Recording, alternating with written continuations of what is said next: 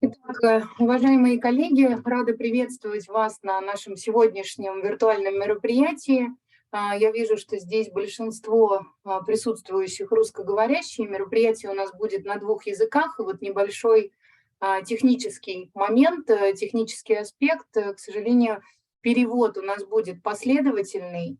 Поэтому будем это иметь в виду. Но, соответственно, перевод будет, но перевод будет последовательным сегодня. И я также буду переключаться с языка на язык для того, чтобы наши гости и участники также понимали, что сегодня происходит.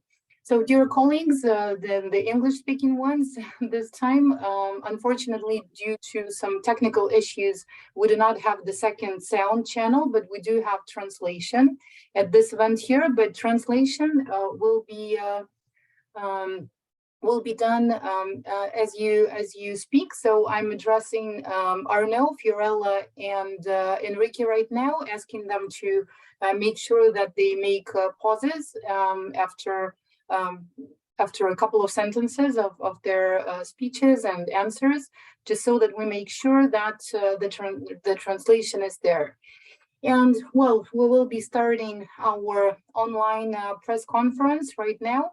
I know that some of our colleagues will be joining a bit later, but first, I just wanted to give a brief introduction and to mention that the event of today is dedicated to the stories of the experts and journalists who have recently visited Donetsk, and they shared their impressions and their vision at the UN Security Council. So they will be talking about that, and then there will be a chance to have an open discussion and to ask questions.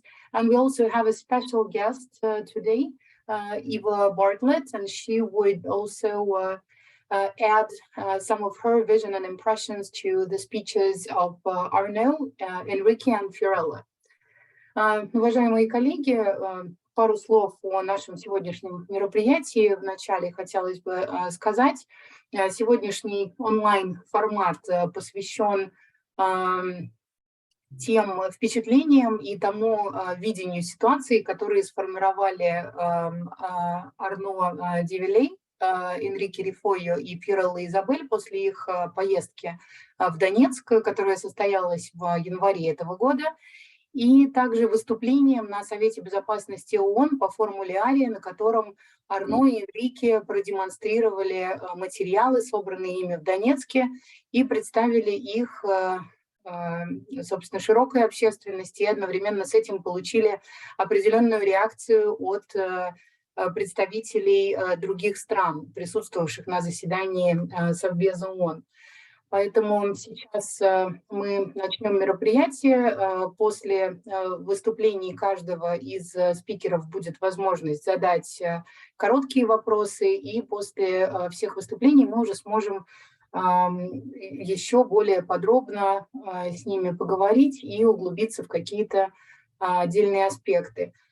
Также хотелось бы сказать, что первым выступить на сегодняшнем мероприятии я предлагаю Громову Андрею Сергеевичу, который принимал непосредственное участие в организации поездки спикеров в Донецк и также помог им поглубже вникнуть и ознакомиться с той ситуацией, которая там сейчас происходит и которая происходила на протяжении последних нескольких лет. So first of all, I would like to pass the floor to Gromov Andrei. He was the one who actually carried out the visit, and he organized the visit and helped the experts present at the event today to dive deeper into what's actually happening in Donetsk right now, what has been happening for the last several years. So I would like to pass the floor to Gromov Andrei.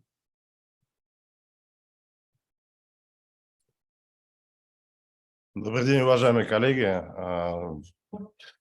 Действительно, вот недавно буквально мы с нашими иностранными коллегами посетили Донецк. Это был очередной наш визит. И и где все могли убедиться своими глазами в том, что реально происходит в Донецке. Я сейчас представляю Фонд Возрождения, мы занимаемся гуманитарными миссиями на Донецке, но это не то, чтобы было основной нашей задачей, просто когда мы оказались там, в силу текущих обстоятельств, мы просто на некоторые вещи не могли закрыть глаза. И, конечно же, имея какие-то возможности, ресурсы, не помогать тем людям, которые оказались в крайне тяжелой жизненной ситуации. Буквально мы можем говорить, что многие из тех, с кем мы встречаемся, с кем мы работаем, отдали бы все, что у них есть, за то, чтобы жить так, как мы, обычные мирные люди, жили в худший момент своей жизни. Это невозможно представить, оценить, это только можно увидеть своими глазами, прочувствовать. И поэтому действительно кажется... Андрей, я напоминаю, что нужно сделать небольшую паузу. Конечно, спасибо. Перевод. Yeah, hi dear colleagues. So my name is Andrei, and today I represent the Renaissance Foundation. And recently we, with our foreign colleagues, made another visit to Ukraine, to Donetsk, where we could see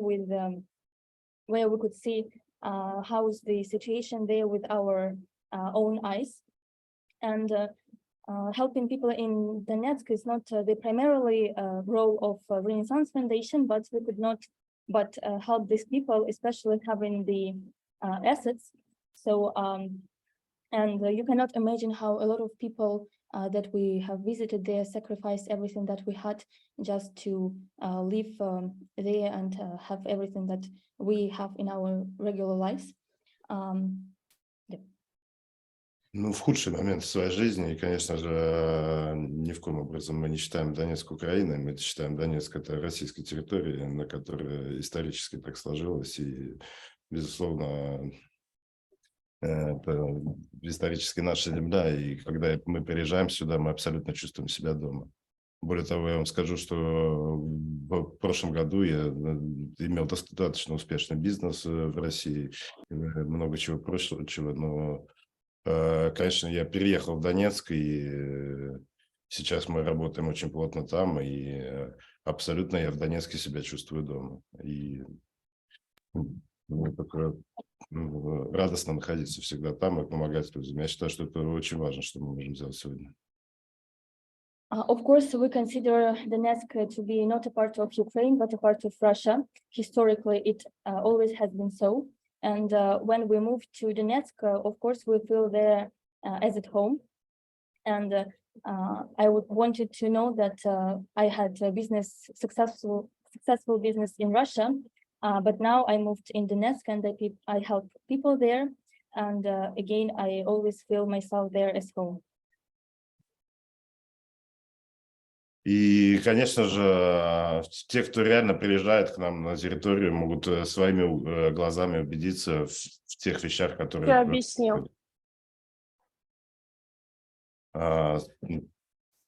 У нас действительно вся ситуация развивается очень живая, и те социальные процессы, те управленческие процессы, которые происходят на территории, они все исходят от народа. Там нет профессиональных военных, нет профессиональных чиновников, еще кого-то, но есть огромное желание и воля людей сделать что-то хорошее для своей страны, и благодаря этому зачастую они работают в разы лучше профессионалов.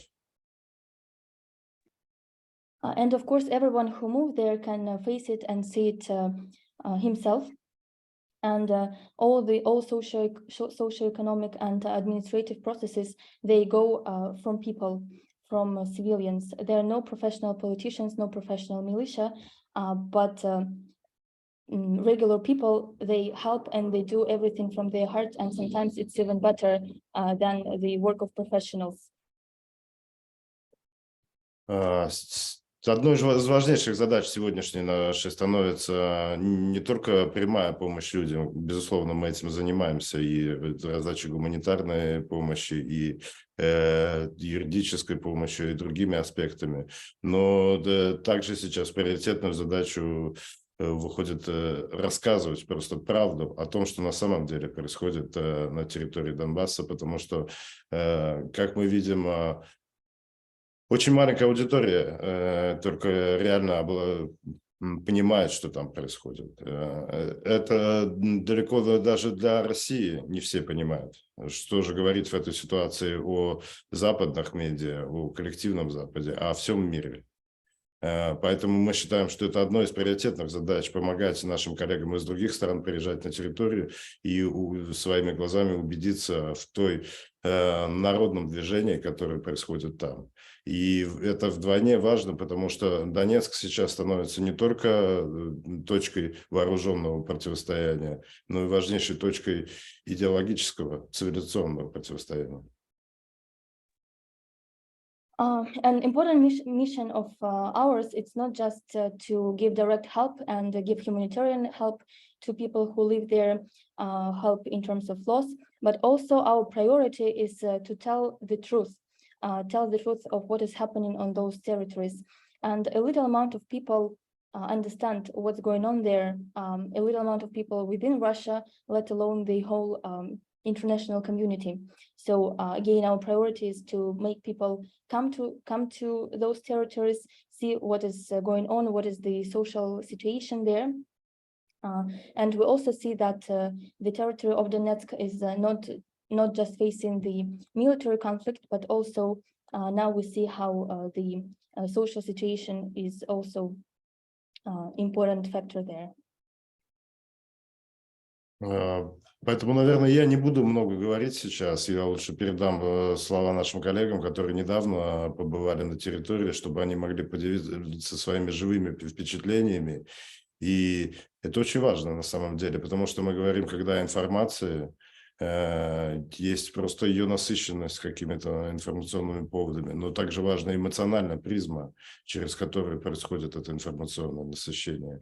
И есть вещи, которые нельзя просто даже себе представить или описать как-то, если не прочувствовать их самим. Поэтому, наверное, на этом я закончу и передам слово нашим уважаемым коллегам. And I don't want to speak for a long time. I want to give floor to my colleagues who have recently visited Donetsk. And it's important just not to just know the facts, because there are a lot of facts, a lot of news in the agenda, in political agenda today, but it's important also to feel the emotions and on emotional level to understand all the events that are going on there. So I give floor to my colleagues. Благодарим Андрея Сергеевича за выступление. Если один-два вопроса у вас есть, можете или сейчас поднять руку, или написать их в чат, и после выступлений мы будем вопросы задавать. Если вопросы не срочные, предлагаю их перенести на следующую часть дискуссии. И сейчас я хотела бы передать слово Фиорелле Изабель. Это дама невероятной смелости, которая не только имела эту смелость для того, чтобы поехать в Донецк, но и ее храбрость позволяет ей на ежедневной основе говорить правду, не бояться говорить правду и заявлять о своей позиции на самых разных площадках. So I'm thanking Andrei Gromov for his speech, and if there are no urgent questions to him right now, which you could ask by raising your hand over here, you can leave the questions in the chat over here, and then we will proceed to the question and answers part after the speeches are presented by our guests of today. And so I would like to pass the floor right now for the next intervention to Fiorelла Изабель, and she is a lady of an amazing courage, and that courage was needed not only to travel to Donetsk, but also in order to speak the truth on the daily basis, not being afraid of receiving negative feedbacks and not being afraid to voice her position and talk about her perception and understanding of the current happenings. So, dear Fiorelла, the floor is yours.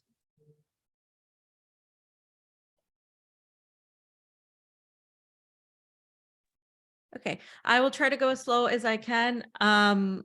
My primary objective to coming to Donbas was to really understand, I understood what was going on there, but to really hear from the people of Donbas, particularly Donetsk, where we were, because coming from the United States, I am the primary source of trying to, in essence for myself, the primary source to combat is the Western lies that we hear every day in Western media. And for me, that is the primary concern, because we are censored here most of the time in the West. Anything we say here is usually censored in the West. And that's why the primary objective was for people to be able to see and hear my experience as an American. I believe it is our duty to be the ones fighting U.S. hegemony, because the United States are the leadership that is really taking the EU and the NATO collective against the people of the Russian Federation as a whole, but using the excuse of Ukraine and attacking, of course, the Donbass. And I'll stop there if you want to. Yeah, thank you. Всем добрый день. Итак, моя главная цель поездки – это понять и даже не понять, потому что я уже понимала все, что происходит на территории Донбасса, но я хотела услышать реальные истории от людей, которые живут на Донбассе, а точнее в Донецке, потому что мы были там. Так как я приехала из США, и главный источник информации там – это ложь американских медиа, и поэтому все-таки главная моя цель была увидеть своими глазами все, что там происходит, и услышать это от людей вне цензуры, потому что вся информация, которую мы получаем из медиа Запада, она вся проходит через цензуру. И это наш долг бороться с гегемонией США, потому что из-за этой гегемонии США используют Европу и НАТО в качестве инструмента борьбы с Россией. And one of the things that I wanted to debunk was this idea that Russia is constantly attacking Ukrainian civilians and civilian structures, like they keep saying, you know, hospitals and apartment buildings. And the West is the #1 at projection, because that is exactly what Ukraine is doing to the people of Donbass. And upon our arrival, we visited an apartment building and a market area in the center of Donetsk that was very badly bombed 2 days prior to our arrival. And we also visited a hospital, and Arno testified about that at the UN Security Council. And it's important to talk about that because right now, for example, Ukraine is alleging once again that Russia has attacked Kramatorsk, and that is again false. We know that Ukraine goes after Russian missiles, and this ends up costing human lives. We know about the landmines that are thrown, like the pedal mines, that are very destructive. And all of this was discussed at the UN Security Council and has been discussed ad nauseum by independent journalists like Ava, who also have gone in there for a long time to Donetsk. And so this is something that, of course, you all know, but it really is worth for more and more journalists to go there, especially from the West, to debunk these narratives and really show the footage. You know, is this, like, that people ask me, is this your footage? And I said, yes. And, you know, we were all there and we saw it, and it's hard for people to believe. But when it comes from somebody they know, I think we start making some inroads in that. И мы каждый день слышим идею о том, что это Россия атакует мирных жителей Украины, их мирные постройки, и Запад использует это в своем нарративе против России. Но на самом деле мы увидели, что происходит совершенно противоположное, и что в Донецке многие постройки подверглись бомбежкам со стороны Украины.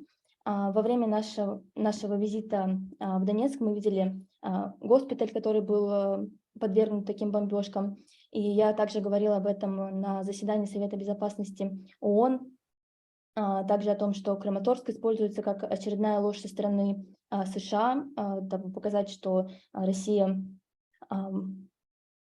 совершает бомбежки против Украины. Это тоже очередная ложь.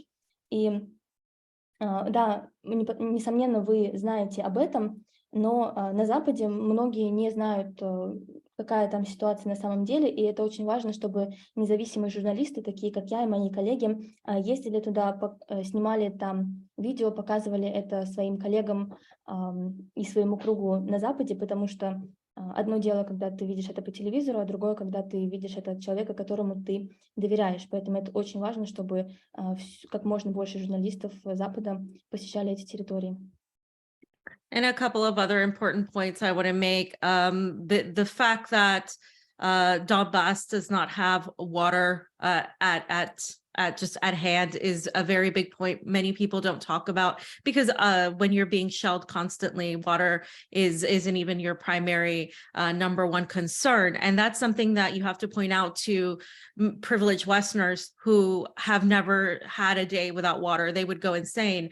And to point out the basic things of life in Donetsk become far more difficult. People are on alert. We experienced what it was like not having water, and it's really kind of puts it into perspective as how something as basic is taken for granted. And it was only a few days. People have been living like this for years, for a long time, at least since the special military operation began. But prior to that as well, the prisoners that were kept and tortured as POWs, revealing what they went through, and seeing them physically, seeing the pain they endured physically, is something that you can't get out of statistics. It's something you cannot get out of data. That every day that I work at RT, I'm reading the news, and it's one thing to read the news, to understand the news, and it's another thing to actually see it for yourself. And the prisoners of Soledar, or the people that were liberated from Soledar, also were just regular people that were living under these circumstances of being stuck in basements. And it's a psychological toll that we really have only begun to uncover. Most of the time we're discussing the immediate concerns, and hearing from them and seeing how their main concerns were to just organize their life now really had an impact, I think, into how I'm going to approach this issue journalistically more, because again, it's one thing to recite facts. It's another thing to really meet with people and hear from them and really understand what they're going through, at least a fraction, because we can never fully understand. И еще один важный момент, о котором я бы хотела сказать, это то, что сейчас на Донбассе нет воды, и многие об этом не говорят, и это даже не озабоченность людей номер один, потому что все думают о политических событиях, которые происходят, а не о повседневном комфорте. И мы побывали там всего лишь один день без воды и поняли, насколько это тяжело, и люди на Западе никогда не испытывают таких сложностей и принимают все, что есть, за как будто бы так и должно быть. Да, мы испытали это всего лишь один день, но люди, которые живут там, испытывают сложности с поставками воды как минимум с начала специальной военной операции. Мы также пообщались там с людьми, которые пережили события в Соледаре. Это обычные люди, которые оказались в подвалах, и я почувствовала это на совершенно другом уровне, потому что, да, я читала новости, я была в курсе всей повестки, но когда я увидела это там, это правда повлияло на меня так сильно, что теперь я пересмотрю свой подход к освещению событий на этих территориях. One last thing I just wanted to add before I pass it on. Obviously showing this footage and being able to relay to the Western audiences what people are going through is extremely important. And there's still more of that for us to do. Another thing that I think is important is for people to understand that the epicenter of this existential fight Russia has against the NATO collective, I mean, has been forced to take on. It is really important. This isn't a, because I get so angry when I hear from Western commentators or Western activists. Well, Russia didn't have to start their invasion, as they call it. You know, Putin didn't have to do that. They could have tried to do negotiations. They could have tried anything else. And it comes from a place of ignorance, a place of not understanding the reality of the situation. It's very reductionist, and it completely lacks the understanding that Russia tried at every turn to avoid this, and they were forced. And if anything, the criticism was, why didn't they go in and help the people of Donbass sooner? And that is something that Western audiences don't understand. They still see this as a very, you know, if we're anti-war, it means we stand against Russian imperialism. And that's really a lack of understanding that what Russia is doing is not only standing up and helping the people that are ethnic Russians in the Donbass, but also in a way taking on the NATO collective for the entire multipolar world that's emerging. And we're seeing that in the continent of Africa. We're seeing that the relationships with several countries like South Africa, and other countries, Zimbabwe, and just so many countries in the continent are increasing, that there is a mutual respect. BRICS is growing. We're seeing the same thing in Latin America as well, where Latin American leaders are refusing to give weapons to Ukraine. And of course, they're trying to de-dollarize, develop their own currencies. And this is happening, of course, with India as well, and obviously China. And that relationship, as stated today by Russian Foreign Minister Sergei Lavrov, is bigger than ever. It's not going to change. And so what we're seeing here is a collective resistance against NATO. And that wouldn't have happened without, I think, Russia taking this leadership. And a lot of people are sort of counting on the Russian Federation in a way. And it's tragic what is happening, but it's also, I think, the time for a new paradigm. And people need to understand that this is what's at stake, and the people of the Donbass are the ones leading the fight. Thank you. И еще один момент, который я хотела бы осветить, прежде чем покажу вам снимки и видео, сделанные нами на территории Донбасса, сказать о том, что важно. Сейчас все на Западе говорят о том, что у России были другие способы, что можно было договориться, что нужно было проводить переговоры, и что это всего лишь блажь России начать эту военную операцию, специальную операцию. Но на самом деле это не так. И я всегда говорю о том, что Россия была вынуждена начать эти действия, и что это не борьба Украины и России, это борьба НАТО и России. И это очень важно для понимания той реальности, которая есть. И, к сожалению, многие люди на Западе это не понимают и просто обвиняют во всем Россию. Говорят о том, почему же Россия не помогала раньше, что мы против российского империализма, но те, кто используют данные высказывания в своей речи, они просто не знают о том, что происходило эти 8 лет на Донбассе. И Россия сейчас не просто помогает русскоязычному населению на Донбассе, но и ведет лидирующую позицию в создании нового многополярного миропорядка. Мы видим, что в этот многополярный мир вливаются все больше стран. Это страны Африки, это БРИКС, это Латинская Америка. Уже многие страны отказались помогать оружием Украине, уходят от доллара и переходят на свои национальные валюты. И это уже то изменение, которое невозвратно. И именно благодаря России сейчас мы видим такой коллективный отпор НАТО. И если бы Россия не стала лидером в построении этого многополярного мира, то сейчас этих событий бы просто не было. Да, конечно, все, что происходит сейчас, это очень трагично. Мы видим эту трагедию, но это время для создания новой парадигмы в международных отношениях, и люди, которые сейчас живут на Донбассе, они находятся на передовой этой войны. Благодарим Фиореллу за выступление.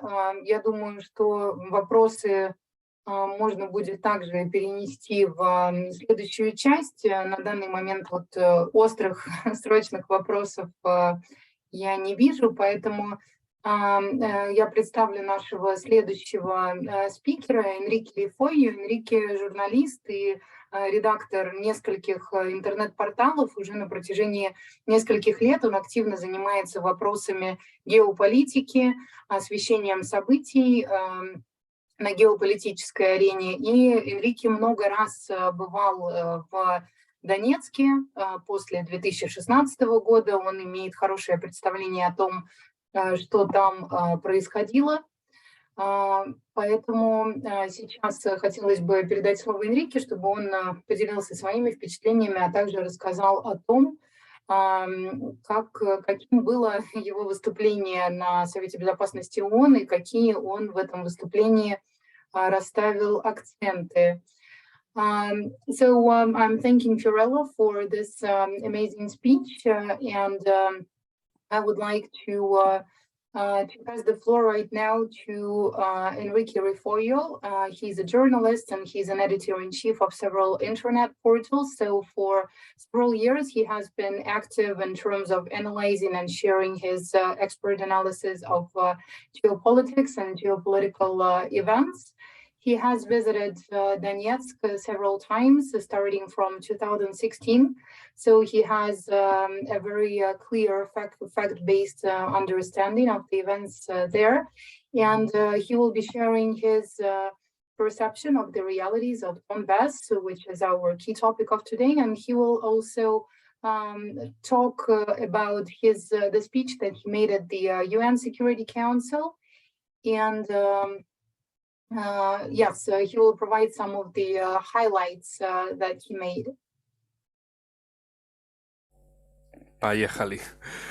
Thanks a lot for the opportunity to talk here. Let me introduce my case with regards to Donetsk, Donbass. Back almost 10 years ago, 9 years ago exactly, when the conflict was starting and I was finishing my career, and I made final work in university about two cases, Kosovo and Crimea. Some examples about democracy or not. Why? Because in the case of Kosovo, what happened in February of 2008?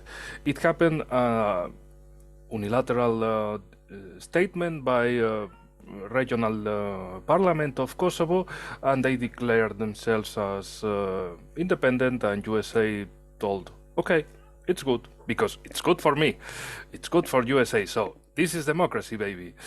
And in the case of Crimea, what happened? In Crimea happened a referendum, but no, not for me, baby, because this is against my interest, because from USA we made this second assault, not the first. The revolt of Maidan was the second part. The first part happened in 2004 with the Orange Revolution. The first attempt to control the Ukrainian government, but what happened in the first assault? Corruption in Ukraine and the falling of the Western-backed government. In the second round, during the revolution of Maidan, during the revolt of Maidan, they took all the control with nationalist and Nazi proxy forces, just like USA made with jihadists in other countries. They found the new jihadists in Ukraine with this type of nationalist Nazis proxy forces. So they planned from USA to take control of Crimea. But what happened in Crimea? In Crimea happened. Sorry, yeah. we need to translate. Okay. Yeah. A little too much. So please make sure that you pause and we can translate. Thank you. Здравствуйте и спасибо всем за возможность выступить на этой площадке. Я хочу представить свою историю, как я вообще погрузился в изучение ситуации на Донбассе. 9 лет назад, когда конфликт только начался, я писала 2 свои работы в университете. Это работа о Косово и о Крыму. Я изучал демократию. И что же было в Косово в 2008 году? Парламент Косово в одностороннем порядке провозгласил свою независимость, и США отнеслись к этому довольно благосклонно. Сказали, да, это демократия, потому что это было в интересах США. Что произошло в Крыму в 2014 году? Произошел референдум, но на этот раз США не проявили свою благосклонность, выступили против, потому что это не было в их интересах, а, соответственно, мы не можем считать, что они не могут считать, что это демократия. Но это была лишь вторая часть всей истории действий США на Украине, а первая часть была в 2004 году. Первая попытка США контролировать Украину, но она завершилась тем, что Украина погрязла в коррупции. И вот вторая попытка Майдан, США силами националистических движений, по сути, создали свое проправительство в Украине и также планировали взять контроль в Крыму, но это не удалось.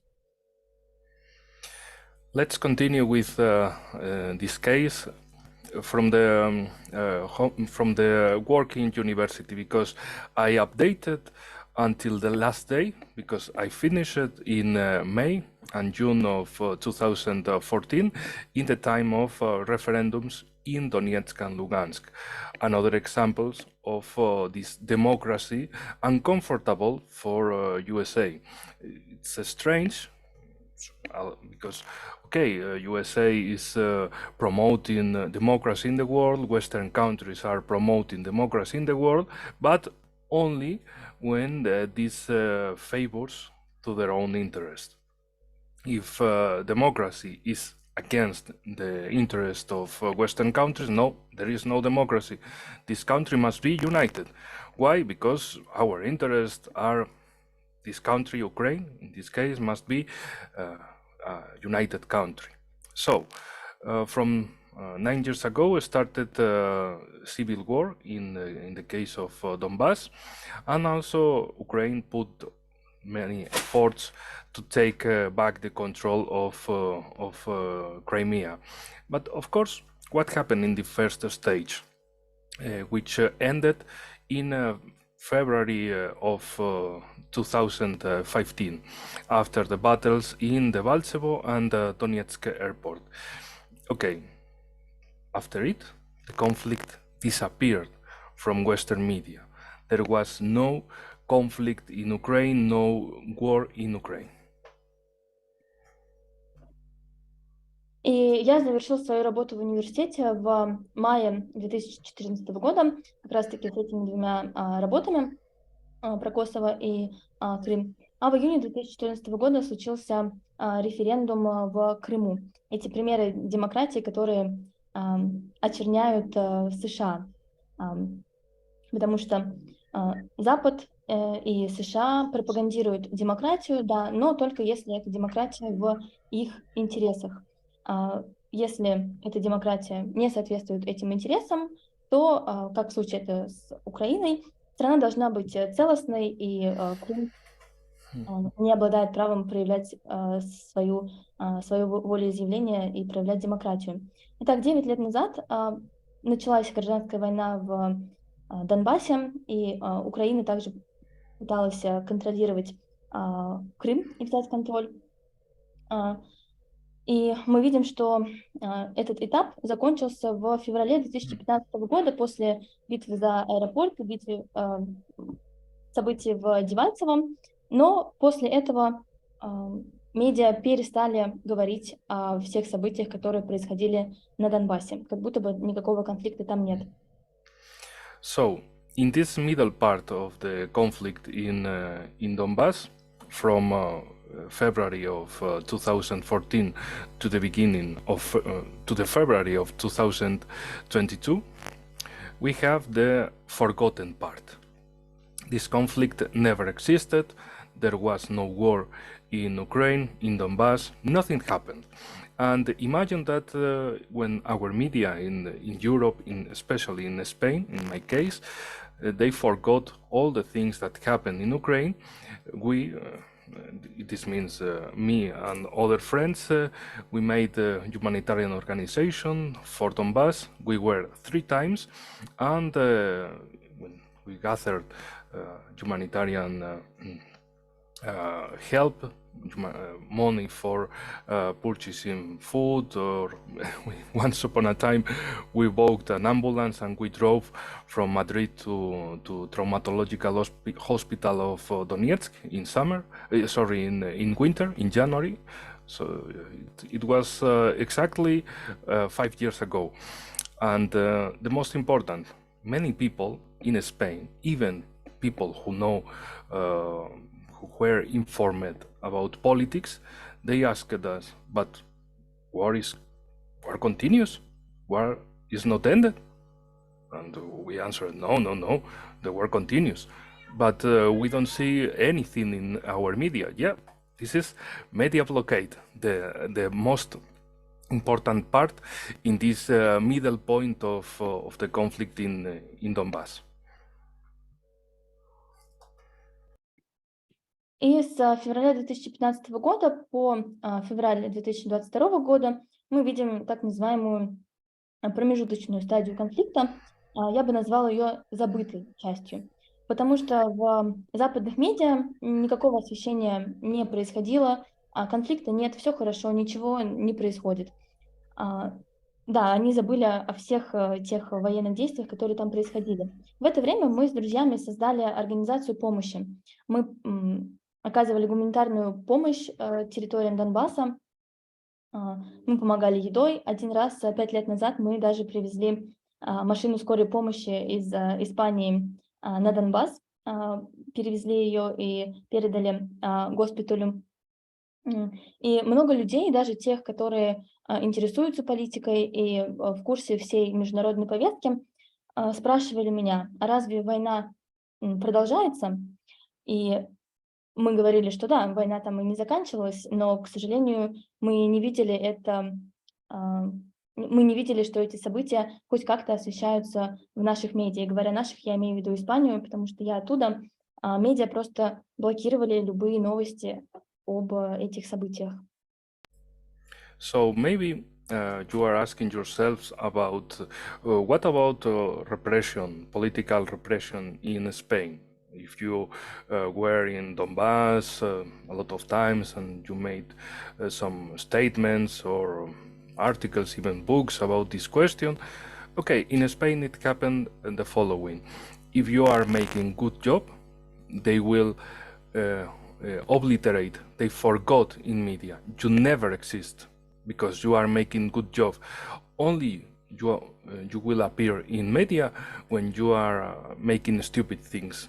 For example, some years ago, 8 people were arrested when they came back from Donbass because, of course, they did stupid actions. They took photos with weapons, they made stupid statements.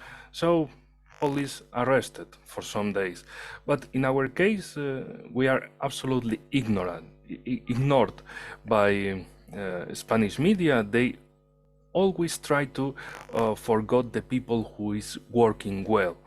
And this is very important, and this is I think an important difference with the rest of Europe or other countries, because in this case, Spanish governments know that Spanish people have no good point of view about foreign politics.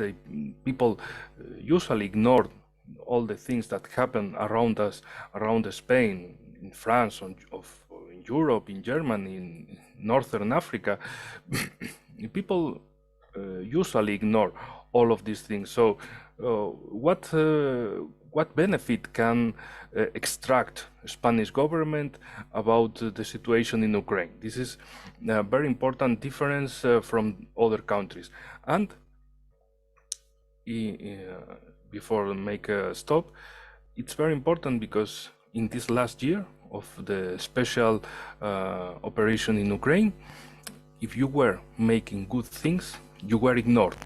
They didn't try to arrest some good people, only to make some stupid conspiracies. If you want, I can explain you the conspiracies in media, but the most important, if you are making good job, you are ignored. И, возможно, вы спрашиваете, а что касается, какая ситуация с политическими репрессиями в Испании? Ведь я был там несколько раз, писал статьи, книги, делал репортажи, но хочу вам рассказать о том, как это происходит в Испании. В Испании, если ты работаешь и делаешь свое дело хорошо, то правительство тебя не наказывает. Конечно, бывали случаи, когда люди, журналисты ездили на Донбасс и совершали глупые вещи. Была ситуация, когда 8 журналистов поехали туда и делали фотографии с оружием. Да, они были арестованы на несколько дней, но в целом журналистов, которые делают свою работу хорошо, их правительство игнорировало и никаких действий по отношению к ним не предпринимала. В этом разница по сравнению с остальной Европой. И в Испании люди в целом склонны игнорировать все, что происходит в мире, все, что происходит в странах-соседях, в других странах Европы, в Северной Африке. И у правительства Испании нет никакой выгоды от конфликта на Украине. И даже в последний год, когда Россия совершает специальную операцию на Украине, даже тогда, если журналист работает хорошо и делает свою работу как надо, правительство Испании не принимает никаких мер по отношению к нему, даже если он освещает события в Донбассе. And about our politics, about our media situation in Spain, we have a joke from 20 years ago when a Ministry of Defense of Spain was in an official meeting in Honduras, and he said, "Long life Nicaragua." And suddenly his assistant told, no, not Nicaragua. We are in Honduras. Okay. Long live Honduras. So this is a joke, but this is the reality of politicians in Spain. They don't know nothing about the reality of the world. And another example, sorry for the jokes, but this is our reality. Our reality is absolutely stupid and full of jokes. Two Russian humorists, Voban and Lexus, called to the mayor of Madrid, the capital city of Spain, and the result was the following. Stepan Bandera was a LGBT activist. Imagine, because he doesn't know anything about Ukraine, but also he promised to deport all the Ukrainian males in Madrid in order to put them in the front line.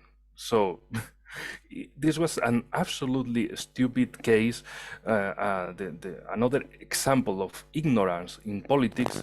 So you can imagine that media has a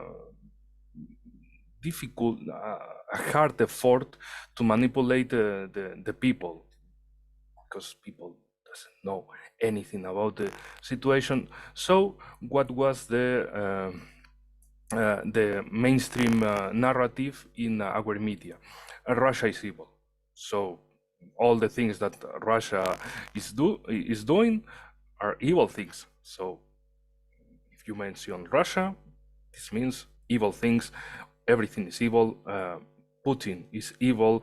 Russian army is evil. Everything is evil. So nobody has to make some efforts in public discussion, because the introduction and the conclusion of all statements in Spanish politics or Spanish media is Russia is evil because it's evil, and that's all. И я еще хотела бы продемонстрировать ту ситуацию, которая сложилась в нашем медиа одной шуткой. который на самом деле является реальностью. Министр обороны Испании на одном официальном визите сказал: давай вперед в Никарагуа, но его поправили и сказали, что вообще-то вы находитесь в другой стране и вы находитесь в Гондурасе. Потом он просто поправил себя, и встреча продолжилась дальше. Да, это шутка, но на самом деле она показывает ту реальность, в которой мы живем. И еще одна история, тоже шутка, но, простите, без таких историй никак не могу продолжить свое повествование. Недавно мэру Мадрида позвонили с телефонным пранком и сказали, что Степан Бандера, лидер, активист ЛГБТ в Украине, депортирует всех мужчин, украинцев из Мадрида для того, чтобы воевать против России.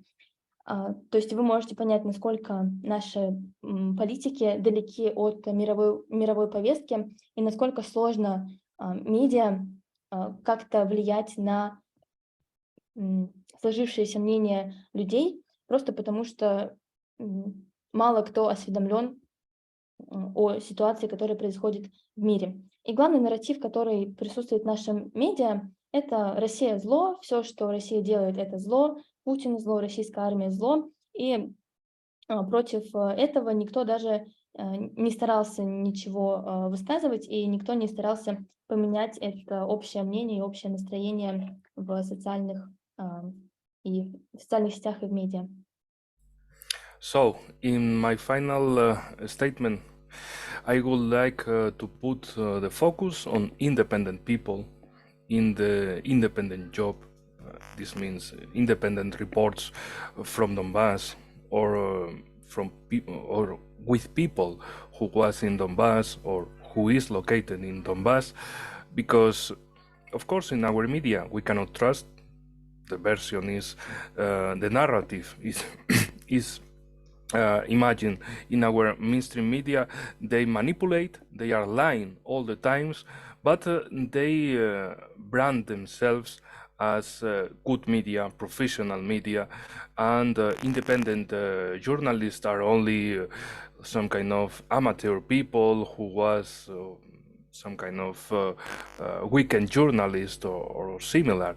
But the reality is that mainstream media are afraid from us, because if they try to make a public speech with us, they will fail. They will fail in a terrible and a stupid way, because they cannot locate Ukraine in the map. But we can locate not only Ukraine, but all the things that happened during 9 years of war and during many more years in the background, in the historical geopolitical part. So that's the conclusion. We are very important. We are some kind of world guerrilla, world media guerrilla, and of course connecting all of our efforts are the most important task, because we can share our experience, we can share our point of views, our thoughts about the conflict, the war, not only in Ukraine, because I know that many of us were in other conflicts or in other war zones. So it's a matter of Western governments against, in the beginning, the Western people, the Western countries, and of course against the rest of the world. So in our case, as people from the Western side, we are the last guerrilla, last true journalist against this Western mess. So I'm very glad to be here, and I wait for questions later, if you want. И в завершении я бы хотел сфокусироваться на том, что независимые журналисты, независимые репортеры, те, кто непосредственно находится на территории Донбасса, они очень важны, потому что мы не можем доверять официальной медиа той лжи и тем манипуляциям, которые которые они используют в своей работе, но у них создан сильный бренд, и они говорят о том, что все, что мы говорим, это верно, а независимые журналисты, они не профессионалы, которым доверять нельзя. Но реальность же такова, что официальные медиа просто боится независимых журналистов, так как если мы вступим в публичные дебаты с ними, то совершенно очевидно, они потерпят провал. Многие из них не могут показать Украину на карте, в то время как независимые журналисты не могут не только показать все географические объекты на карте, но и до подробностей знают все, что происходит сейчас и происходило последние 9 лет. И независимые журналисты, они важны не только в контексте данного конфликта, но и во всех других конфликтах, которые происходят на других территориях. Спасибо большое. Благодарим Энрике за это выступление. И поступило несколько вопросов. Два из них достаточно созвучны. Это как раз то, чем Энрике завершил свою речь. Вопросы, которые касаются стены пропаганды или блокады объективной информации. Но мы к этим вопросам обязательно вернемся чуть позже и также попросим Фиореллу прокомментировать эти моменты. А сейчас один уточняющий вопрос хотелось бы задать Энрике, и после этого выступит Арно. So, Enrique, thank you for this amazing speech. And we have some questions coming in related specifically to what you were just talking about, the media issues and the walls that are really hard to break through.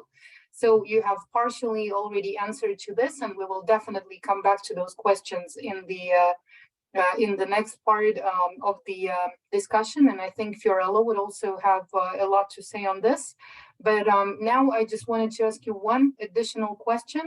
That came from Regina Orechova. She is now in Donetsk. She's a journalist and author of a social project called Peaceful. So the question that she has is the following. She's asking about your speeches at the UN, and she's asking what was the reaction to your speeches by other delegations or by other missions present at the event. She's asking, does the world hear the journalists who have personally been to Donbas? How can we break the wall of this Western propaganda and bring the truth to people if even at this international venue, which is the UN, it's not always possible to reach the representatives of the member states. So I will translate it in Russian right now myself, and then pass the floor to you for a brief answer regarding the UN and the reaction. Вопрос, который поступил к Энрике, который мы ему сейчас задаем, пришел к нам от Регины Ореховой, журналиста и автора социального проекта «Мирные». Она сейчас находится в Донецке. Вопрос звучит так. Какая была реакция на выступление коллег на Совете Безопасности ООН? Слышит ли мир журналистов, лично побывавших в Донбассе? Как пробить стену западной пропаганды и донести людям правду, если даже на такой международной площадке не всегда удается достучаться до представителей стран-членов ООН? Enrique, please tell us what you think about it. Well, in my opinion, Western countries had one speech. Russia is guilty, and we don't care about anymore. So Russia is guilty, Russia is evil, finish, end. And non-Western countries had different opinions, and especially about peace, about world security, because some of these countries suffered invasions from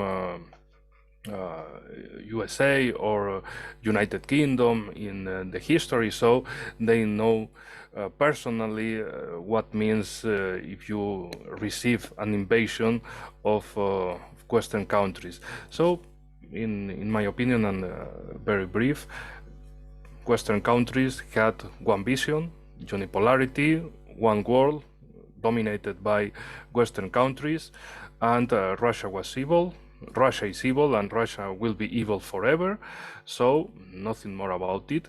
And the rest of the world, the rest of this big world, had opinions about peace, about world cooperation, and we can resume all of it in raising multipolarism in the world. Кратко отвечу на вопрос. По моему мнению, у всех западных стран был один нарратив. Россия зло, и говорить об этом больше не стоит. Мало кто из присутствующих западных стран говорил о чем-то ином. Но в то же время мы видели, что все остальные страны, они говорили о мире, о безопасности. Ведь многие из этих стран, они сами испытали на себе вторжение со стороны США и Соединенного Королевства. И вот именно они говорили уже о других важных вещах, о важности построения многополярного мира, но в то же время западные страны, они придерживались парадигмы однополярного мира.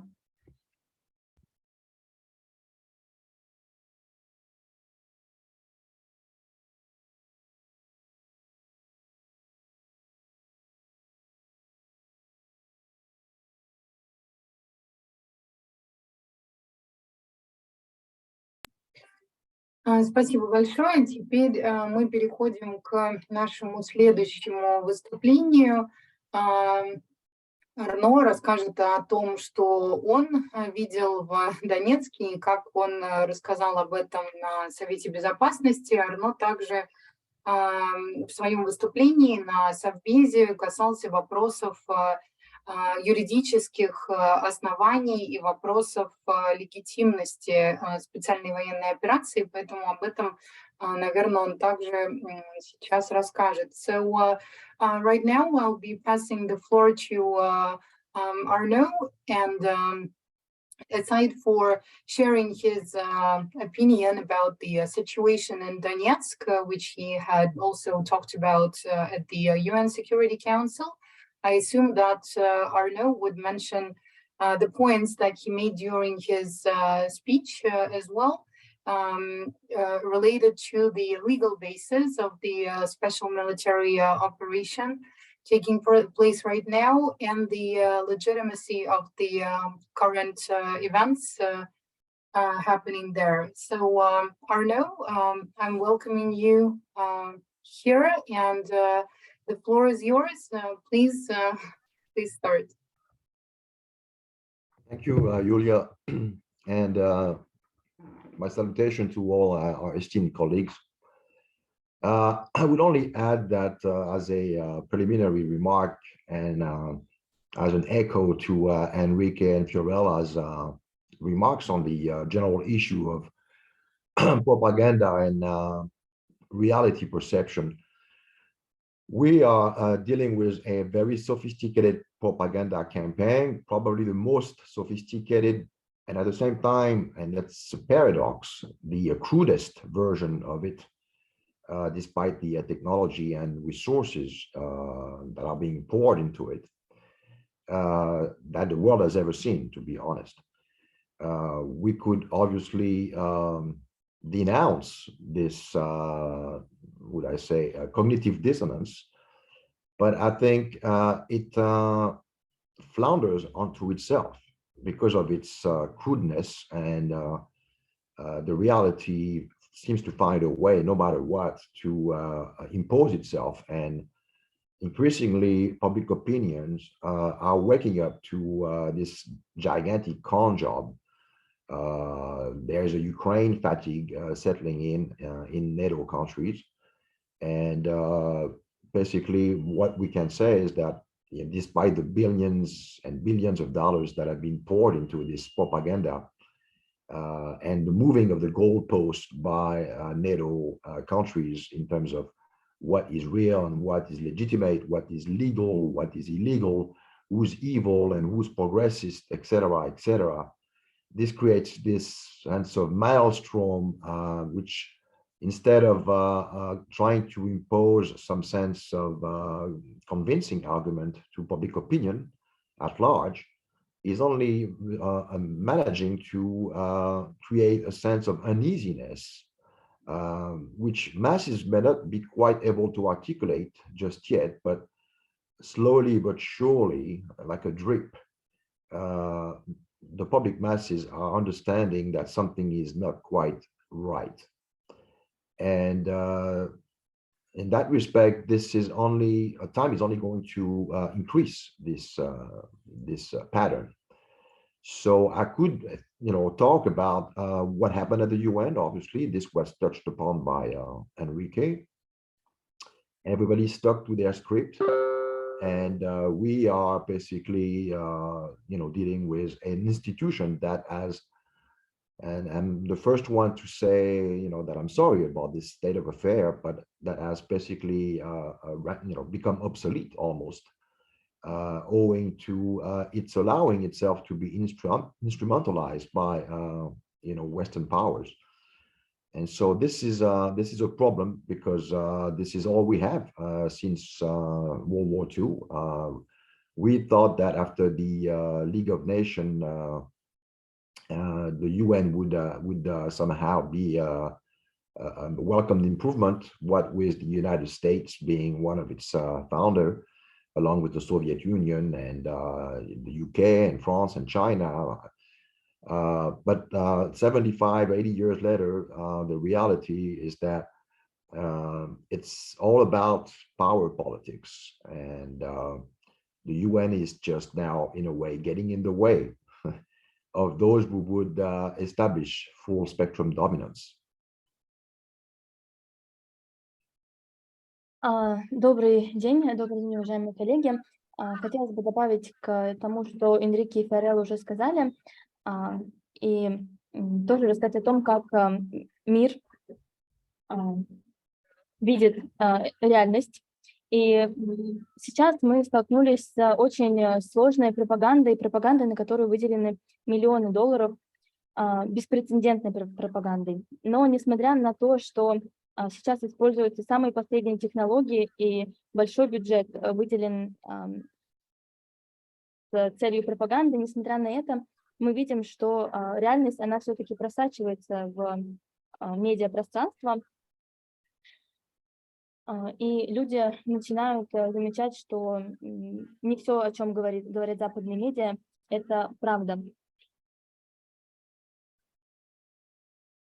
И сталкиваясь с этими двумя мнениями, многие люди переживают такой некий когнитивный диссонанс, потому что реальность, она очень сильно отличается от того, что говорит официальная медиа. Также хотелось бы сказать, что,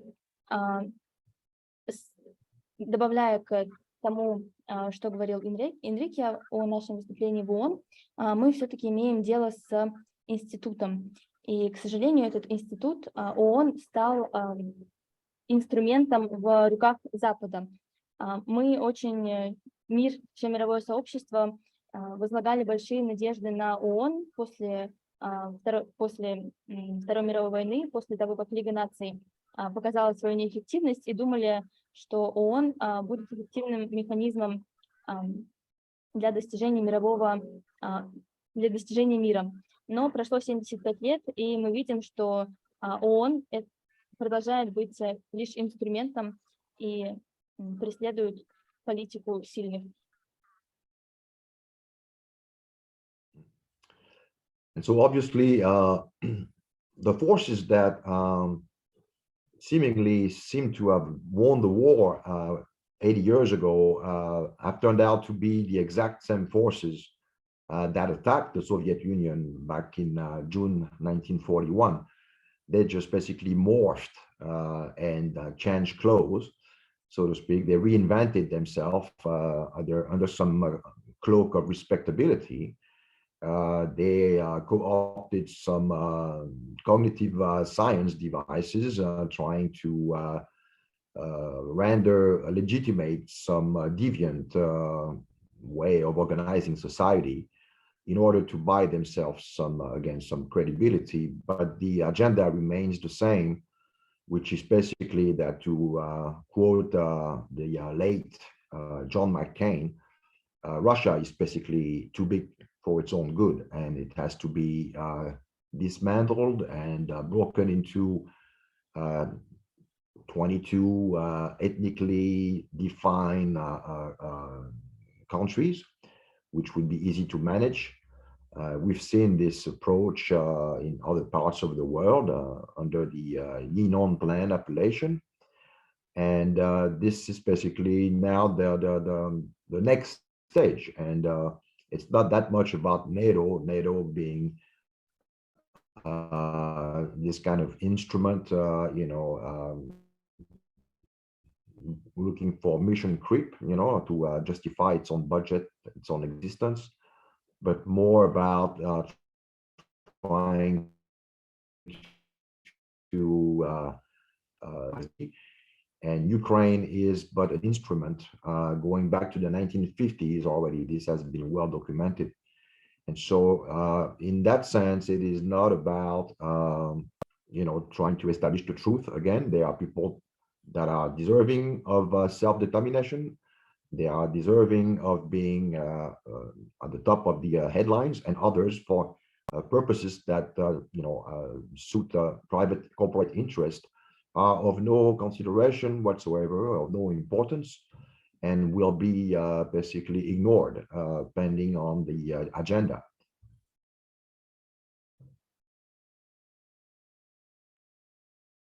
И мы видим, что сейчас, так же, как это было и во времена Советского Союза, и после развала Советского Союза, те же самые страны настроены против России. Но сейчас у них уже есть гораздо больше веса в глазах международного сообщества. И сейчас эти страны, западные страны, говорят, все так же продолжают говорить о том, что Россия – это слишком большая страна для самой себя, что она должна быть разделена на мелкие части, конечно, потому что мелкими частями гораздо легче управлять. И сейчас мы просто видим, что наступила следующая стадия этого плана по переустройству мирового порядка со стороны Запада.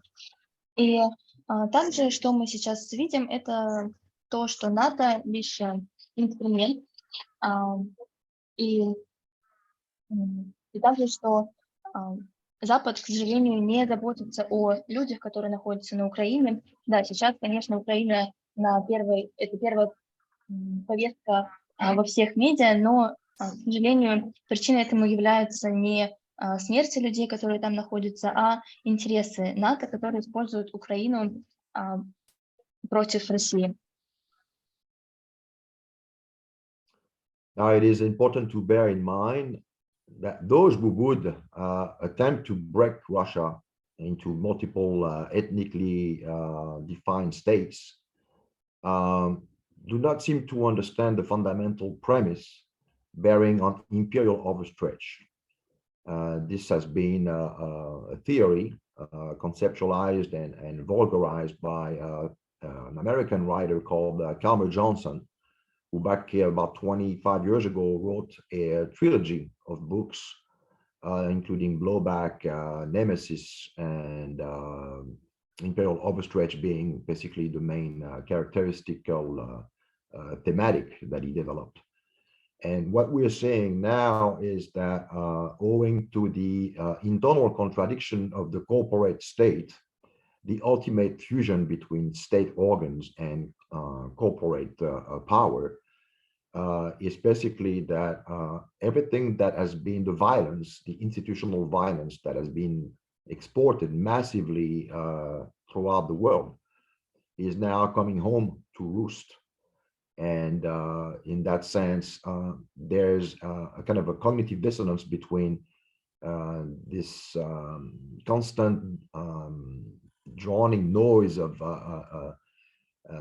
mind-numbing entertainment, trying to get people to not think too much about the sense of discomfort that they increasingly are experiencing on a day-to-day basis, and the official message, which is we've got it all under control.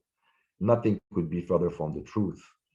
And as the situation on the ground, i.e. in the epicenter of this power grab that I was referring to earlier is concerned, i.e. Donbas, unravels, despite the overwhelming propaganda that everything is under control, time is actually going to increasingly accentuate those contradictions, those internal contradictions.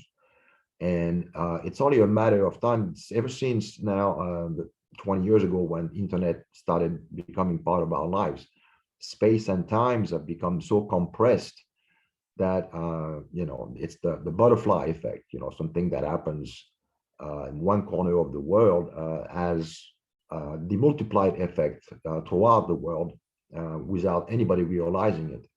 And this is what's going on now. It's really going really fast.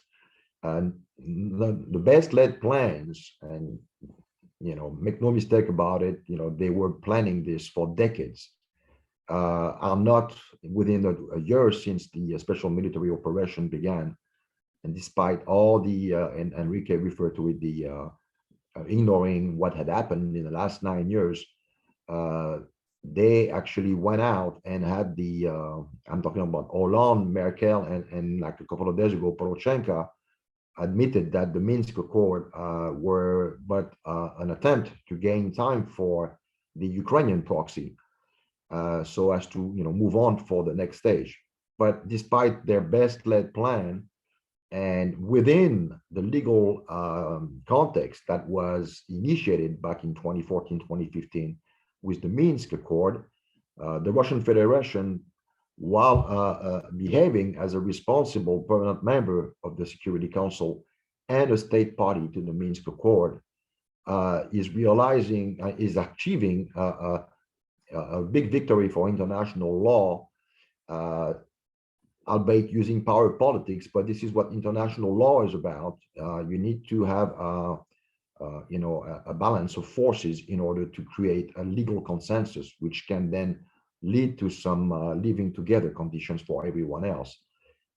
This is actually what's going on right now. And the other side is now finding itself increasingly having to resort to violating its own legal principle and its own ideological foundational touchstone, which is, the Enlightenment and all those, nicely put principles have been completely swept aside. And there remains only but the sheer propaganda droning noise, coming to such a crescendo and an apex that we found out that the ultimate book dealing with propaganda, 1984, was itself going to be redrafted in order to adopt, I quote, the viewpoint from a woman. So I would say, like, the circle is complete now, and we're just waiting for the proverbial fat lady to sing.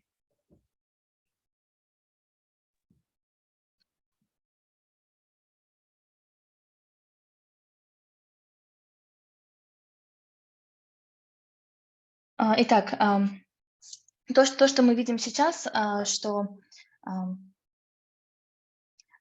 благодаря появлению интернета, благодаря появлению социальных сетей, не получается такой ситуации, что та пропаганда, которую Запад совершает, она остается в таком вакууме, и со временем мы увидим еще больше и укореняющуюся разницу мнений в сети интернет. Это так называемый эффект бабочки, то есть в одной части света происходит какое-то событие, и это оказывает эффект на жизнь в совершенно другой части планеты. И то, что происходит сейчас, эти события на Украине, на самом деле они планировались уже десятками лет. И как пример того, что это действительно так, хотелось бы упомянуть о высказываниях Меркель и Порошенко о том, что минские договоренности, они были лишь инструментом, и что они были заключены лишь для того, чтобы дать Украине время нарастить свою военную мощь. И это был изначальный план Запада. Но несмотря на это, Россия, которая инициировала Минские договоренности в 2014-2015 году, она показала себя как ответственный член Совета Безопасности ООН, она придерживалась Минских договоренностей и доказала, что действует согласно международному праву. И международное право в основе имеет баланс сил для правового консенсуса. Это то, что как раз-таки происходит сейчас. Но также мы видим, что Запад сейчас нарушает свое исконное правовые правила, те, которые появились еще во времена Ренессанса, и, к сожалению, остается только пропаганда, и правовые нормы, международное право нарушается.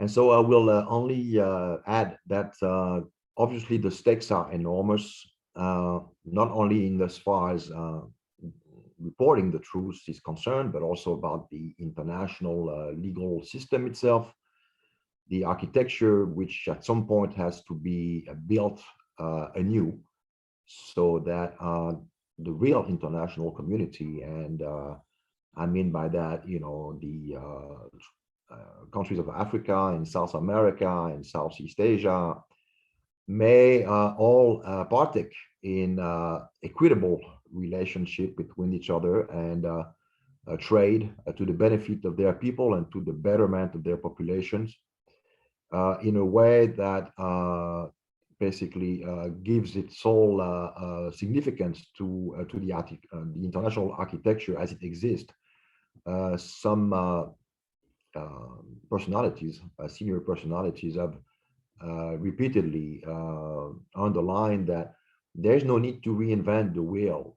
The UN system might need some tinkering in as far as representation at the international, the Security Council, which reflect the geopolitical reality as it is today.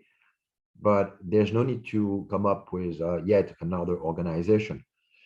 At the same time, those who would, in a, you know, with the whole cynicism on display, attempt to instrumentalize the organization through its diverse agencies. I'm not going to necessarily, you know, get into specifics, but whether it's the International Atomic Energy or the Chemical Weapon Control Organ, or the General Assembly, or, you know, the diverse mechanism which can and should be resorted to establish facts on the ground and come up with resolutions which are not to be drafted in such a cynical way so as to be applied outside the scope of their initial intent. This is the time now, this sequence, this historical sequence that we are traversing, all of us, is of the most crucial importance, and it will define, I think, international politics and international security if we manage to deftly avoid the provocation and keep with minutiae the record of what has happened, because it is important to, you know, share in terms of reference that are all encompassing and that are not to be, you know, sideswept, you know, for political expediency. Facts are stubborn. The historical record is of the utmost importance, because on the importance of maintaining a rigor in what has happened and recording the legal responsibilities that behooved and belong to all the parties. In the case that concerns us today, the Minsk Accord, we will be able to get the record straight and assign the blame, because there's going to be some, to be sure, some blame to be assigned. You know, you cannot act irresponsibly as a UN member state. And in that respect, you know, we need to keep in mind that some of those forces will not take kindly to be on the other side of the proverbial gun barrel. But it is something that must, you know, and I'm not talking necessarily in a literal way, you know, diplomacy should be invoked and should be privileged to try to bring this situation down with the least amount of damages. But at the same time, like I say, we are dealing with forces that have been used to get away with it, quote unquote. This has happened for, I would say, going back to World War I, when the justification in some of the countries' entry into that conflict. But ever since, you know, the last century, at least, you know, like someone used to say, the first casualty of war is the truth. It is time now to put truth back in the center of the village, because without this kind of fundamental shared perception of what is reality, there is no way we can anticipate seriously building a new international order. So let's stay focused and let's keep working. Let's be humble. Let's take it one day at a time, and let's rise to the challenge. Thank you.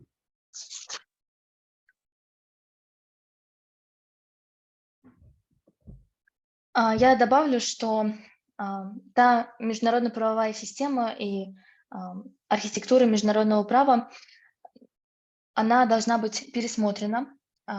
И я надеюсь, что в будущем будет построено настоящее международное сообщество. И говоря международное, я имею в виду не то сообщество, где слышен только голос Запада, а сообщество, где страны Африки, Латинской Америки и другие страны, они все имеют равный голос и равные отношения друг с другом, и равный вклад в создание этой международной архитектуры. На самом деле не нужно изобретать колесо. Такая организация и такая архитектура уже есть, это ООН. Нужно просто, чтобы структура ООН отображала текущее положение дел. И об этом уже говорили неоднократно многие мировые лидеры. И мы видим большой цинизм некоторых стран, не буду называть конкретно, которые пытаются сделать ООН своим инструментом. И не только ООН, но и конкретные организации, это Организация по атомной энергии, по химическому оружию, Генеральную ассамблею. И вся структура ООН, как я уже и говорил, должна быть пересмотрена для того, чтобы их работа была максимально эффективна и непредвзята. Также важно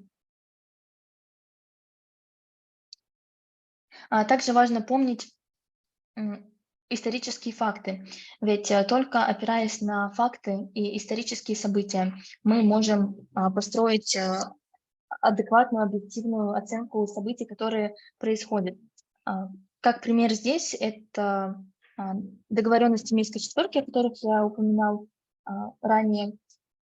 Мы имеем перед глазами определенные исторические факты, мы видим договоры между странами, и смотря на эти договоры и видя эти правовые соглашения, мы можем спокойно сказать, кто придерживался их и кто нет, и кто ответственен за все события, которые происходят сейчас. И я надеюсь, что работа моя и работа моих коллег будет направлена на помощь в создании этого нового мирового устройства, мировой архитектуры. И хотелось бы закончить все фразой еще со времен Первой мировой войны. Первая жертва в любом конфликте, на любой войне – это правда. И это то, что действительно мы сейчас видим. Спасибо большое. Благодарим Арно за его выступление. У нас аккумулируются вопросы. Мы уже совсем скоро перейдем к этому блоку. И сейчас хотелось бы передать слово для комментариев и для начала ответов на вопросы Еве Бартлетт. Ева – журналист, независимый журналист, и также невероятно храбрая и смелая женщина, которая большое количество времени провела в Донецке, в том числе в прошлом году, в том числе в моменты, когда там было совсем неспокойно, поэтому ту самую тему, которая, вот, как я вижу, многих коллег заинтересовала по поводу информационной блокады, по поводу тех самых непробиваемых медийных стен, хотелось бы в первую очередь попросить Еву прокомментировать, потому что она, как независимый журналист, на себе испытала, что это такое. So I would like to thank Arno for this speech, and I would like to introduce the next part of our event today. So we're proceeding to the question and answer section and the discussion. And in this part, since many colleagues were interested in the issues related to the media blockade and those walls that are walls of propaganda that are hard to get through, I would like to ask Eva Bartlett, who's present here, to give some of her comments on this, because as an independent journalist and again, as a very courageous lady who has spent so much time in Donetsk, including last year when it was anything but safe. And as a person who has faced many of those limitations and much of that pressure, because she was speaking the truth, I would like to ask her to comment on this situation in the media, and as well share her impressions on the Donbass realities that she has been observing and covering in her multiple videos and her Telegram channel and her YouTube and everywhere else.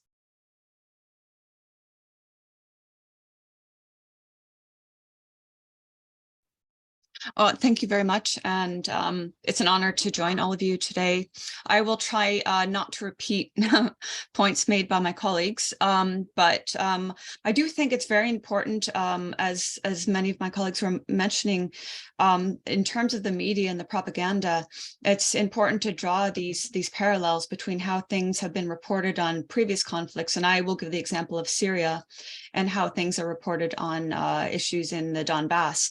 And some of the parallels that jump out at me, aside from the fact that it's the West that instigated these conflicts in the first place and armed terrorists in Syria and armed the Ukrainian military and Nazis in Ukraine, aside from that, some of the things that jump out at me are precisely how the media has manipulated public opinion to portray the people that are actually truly, if we want to use the word evil, actually evil, again, the terrorist factions in Syria and the Ukrainian forces that have relentlessly bombarded the Donbass since 2014. So the media has lauded them as heroes. And then, as I believe it was Arno was pointing out, and Enrique was pointing out, they have vilified the very people who are doing their utmost to return stability and safety to civilians. Again, in the case of Syria, that was the Syrian Arab Army, the Syrian government, Russia, Syria's allies. And of course, in the case of the Donbass, it's Russia and Donbass forces. And it's just the media tactics that come to mind are complete disappearing of vast segments of populations that don't fit the narrative.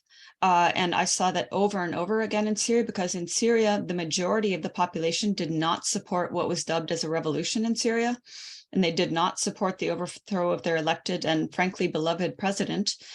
And then in terms of the Donbass, as was pointed out by colleagues, you know, maybe in 2014 there were media reports, but then it disappeared from the media.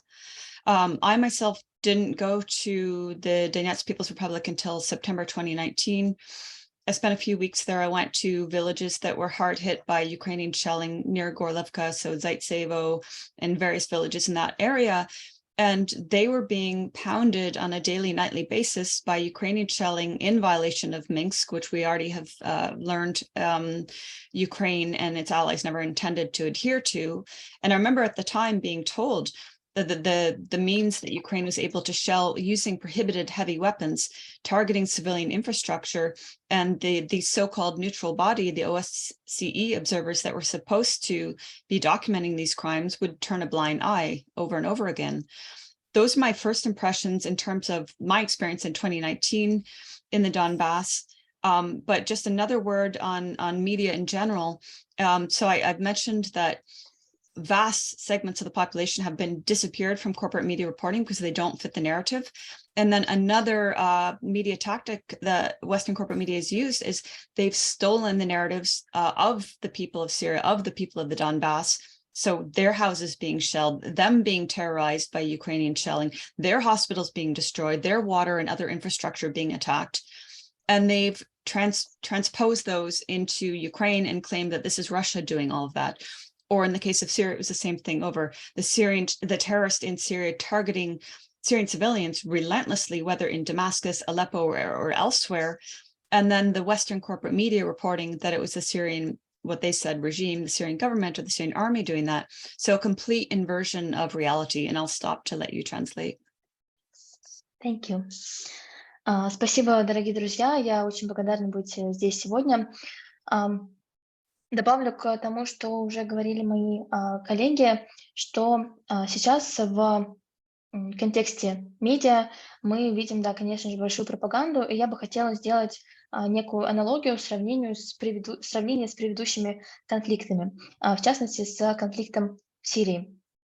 Во-первых, умалчивается в медиа о том, что это именно Запад способствовал тому, что конфликт был завязан. Как в Сирии Запад снабжал сирийских повстанцев оружием, так и на Украине.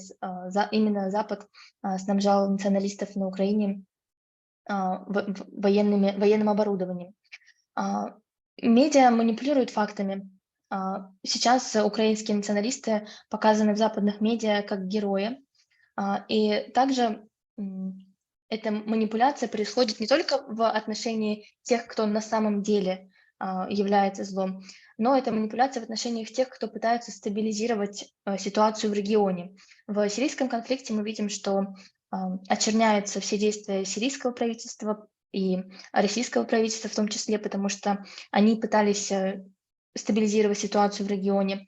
В рамках этого конфликта также все силы медиа направлены против России, сил Донбасса. Не говоря также о тех людях, о тех массах, о том огромном количестве людей и простого населения, которые просто не вписываются в текущий нарратив. Так было в Сирии. Массы людей не поддержали свержение правительства в Сирии, но почему-то об этих массах людей не говорилось в медиа. То же самое происходит и в событиях на Украине. Я не была на территории Донбасса до 2019 года, но в 2019 я была там, посетила несколько деревень и своими глазами видела, как минские договоренности нарушаются, как люди в этих деревнях претерпевают бомбардировки, они находятся без воды. И Украина не просто бомбардирует данные территории, но она использует запрещенное оружие и, конечно же, нарушает минские договоренности. И также хотела сказать о том, что правда совершенно переворачивается.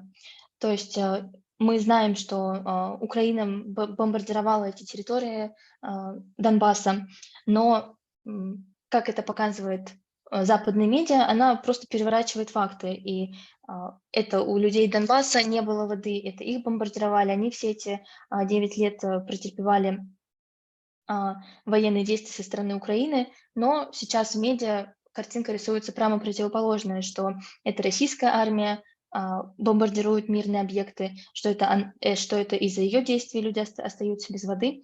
То есть картина переворачивается на 180 градусов в медиа. So I'll touch a little bit more on media in my closing remarks, but I'll just now try to keep it brief, but I'll speak about what I've seen and heard in 7 trips to the Donbass since March to January this year. 6 of those trips were roughly 3 weeks each. And so as a consequence of being in the Donetsk People's Republic, also in the Lugansk People's Republic over the course of last year and into this year, I was there at some very pivotal times when were what Ukraine was doing, were the war crimes that Ukraine was committing against the people of Donbass actually being committed by Russia, for example, it would have made news headlines 24/7. But of course, we know, all of us know, that this is the inversion of reality. The Western corporate media and all these entities will never report honestly on Ukraine's war crimes. But for example, spending a lot of time in, let's just take Donetsk alone, I saw repeatedly Ukraine shelling busy marketplaces at the height of the day when they were most filled with people. In April, I saw a market in Kirovsky that had been shelled, killing 5 people. 2 bodies were still in the market by the time I arrived there. Some months later, Ukraine shelled a very central market in Donetsk, in the very center of the city, killing 6 people that day. The bodies were still on the street. Then bear in mind that Donbass civilians have to see these scenes. I mean, it's horrific to see bodies torn apart, and to smell the scent of death. And then you realize that this is what Donbass civilians have been subjected to. So there's a whole level of psychological terror that they've been dealing with, and trauma they've been dealing with for years and years and years, increased in the past year. In September, in the space of 5 days, Ukrainian shelling of the center of Donetsk killed 26 civilians. Again, horrific scenes of bodies torn apart, of body parts littered down the street, of bodies piled in piles, so you couldn't even distinguish which was which body. And, you know, if I was to say this on corporate media and I was to accuse Russia of doing this, of course, then the West would be incredibly empathetic and moved by these horrors that I and journalists and Donbass civilians have seen. But the reality is this wasn't Russia, it was Ukraine's doing. In late July, Ukraine fired rockets, each rocket containing hundreds of the petal mines, the lepestok, onto central Donetsk. We woke up in the morning, at nighttime, people were coming across these mines. Unfortunately, some people are already stepping on them, and these mines are designed to blow off limbs. And in the morning, I went with other journalists, the center of Donetsk, to document these mines. And sappers were doing their utmost, and locals who could remove the mines, to clear the streets, to clear the sidewalks, but they were everywhere. And even when there was some sort of indication that there was a petal mine or a butterfly mine present, they blend into the background so well that it's almost impossible to find them. So then if you imagine areas where there's no indication, and some child or elderly or adult is walking and doesn't expect to lose their feet, this is what's happened. As of November, 87 Donbass civilians have been maimed by these mines. And as of October, I believe it was, sappers in the DPR destroyed 20,000 petal mines. And the nature of these mines is that when they land, they don't usually explode, but they could land in trees, they could land on rooftops. And so that when an area has been cleared, then if you have strong winds, they can be blown from where they landed, and an area that is deemed safe suddenly is a risk to people who finally think they can walk freely and not looking down at their feet. Incredibly insidious mines that Ukraine pledged to destroy, but instead of destroying, has been using on the civilians of the Donbass. I'll let you translate. В своих 7 поездках на территорию Донбасса с марта по январь этого года я посетила много объектов, была в ДНР, ЛНР и видела те военные преступления, которые украинские войска совершали против мирных жителей. И многие из этих преступлений в западных медиа показаны так, что как будто бы Россия совершала эти преступления. Конечно, мы не видим, и это не освещено в медиа 24/7, но тем не менее таких военных преступлений очень много. Я видела, как рынки, магазины обстреливаются и подвергаются бомбардировкам со стороны Украины в часы пик, именно тогда, когда там находится наибольшее скопление людей. Я своими глазами видела, как я своими глазами видела трупы людей на улицах, части тел людей. И это ужас, что люди, живущие на этих территориях, испытывали это уже на протяжении 9 лет. И, конечно же, это усилилось в последний год. Это не просто страх, это психологически... Они испытывают психологическое давление и переживают психологические травмы. Если бы я говорила обо всем этом так же, как я это делаю сейчас в медиа, но переворачивала бы факты и говорила о том, что это Россия совершает все эти действия, да, тогда бы западные медиа благосклонно отнеслись к моим словам. Но нет, это не Россия бомбардирует территории мирных жителей, это Украина. И хотелось бы рассказать еще об одном факте, как в конце июля на Донецк, как Украина бомбардировала Донецк более 100 минами. Это такие мины, которые при попадании на землю, они не взрываются, но когда люди на них наступают, мина взрывается в этот момент. И самое страшное, что даже когда ты думаешь, что территория уже обезврежена, обезопасена, и что все мины, которые были на этой территории, что сейчас их нет, они могут упасть с деревьев, они могут упасть с каких-то зданий, потому что то количество, которое находится на территории, его просто очень тяжело обезвредить. И, конечно же, дети, старые люди, которые не смотрят и не обращают внимания на эти мины, они наступают, и мины под ними взрываются. И за последний год таких минных обстрелов и мин, которые попали на территорию, было более чем 200 тысяч. In June, during an intense period of Ukrainian shelling again on the center of Donetsk, one of the Ukrainian rockets hit a maternity hospital, piercing the roof. Thankfully, staff had already moved the patients to the basement where they're taking shelter. But again, imagine, in terms of media narratives, imagine, because Russia was always being accused in Syria and in Mariupol, for example, Russia was being accused wrongly of bombing hospitals. And here's a very tangible case, which myself and other journalists documented. And of course, nothing in the corporate media, Western corporate media, about Ukraine bombing a maternity hospital. Ukraine also has systematically targeted medics and other emergency services. I interviewed many of them, and some of them testified to being going out on a call after the first Ukrainian strike and seeing a drone above and having another Ukrainian strike target them. And this is a tactic that Israel uses against Palestinian medics, that terrorists have used against medics in Syria. So it's not a new tactic. I'm sure America has used it against medics in other countries it's warred upon. But this is a war crime, of course. Medics should not be targeted. In terms of other war crimes, I'll try to keep it more brief, but in late July, Ukraine targeted the Yelenovka detention center, which was housing Ukrainian prisoners of war, and killed at least 53 of them. I went there the morning of the strike, and the scene was ghastly. The interior was completely blackened and burned out, with corpses burnt to a crisp. Just horrific scenes. Even if they were Ukrainian prisoners of war, it was a horrific, ghastly scene. And it's widely believed that Ukraine did this, targeting their own people in order to silence them from testifying about the crimes they had themselves committed.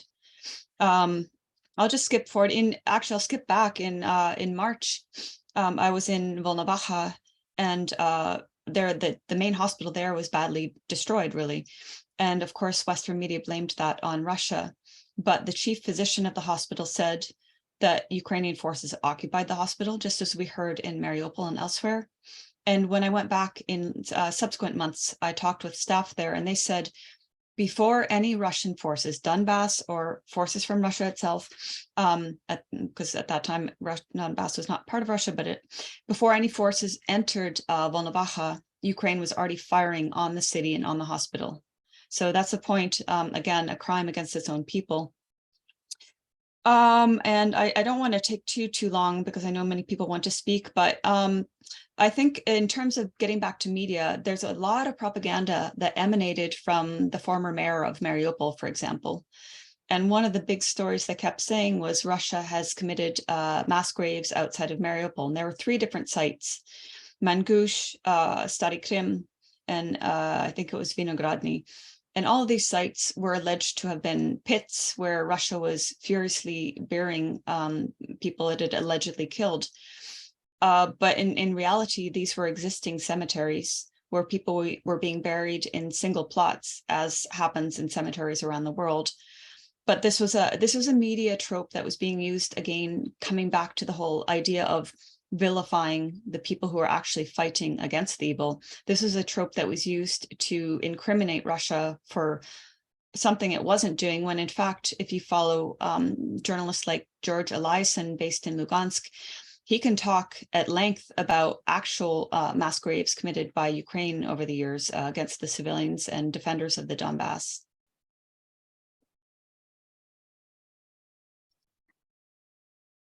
И расскажу еще о событиях, которые произошли в июне. В июне прошлого года одна из ракет попала в роддом на территории Донбасса, но никто не пострадал, так как все были эвакуированы в подвал. Представьте, я думаю, вы помните все, как Россия была обвинена в бомбардировке роддома в Мариуполе, какой резонанс это вызвало бы в медиаполе. Ну да, мы видим лишь необоснованное обвинение России о том, что совершает Украина против граждан Донецка. В медиа нет и ни слова, но лично я и мои коллеги видели это своими глазами. И также проводили интервью главврачей этих больниц, потому что мы говорим не только об одном роддоме, мы говорим о систематичных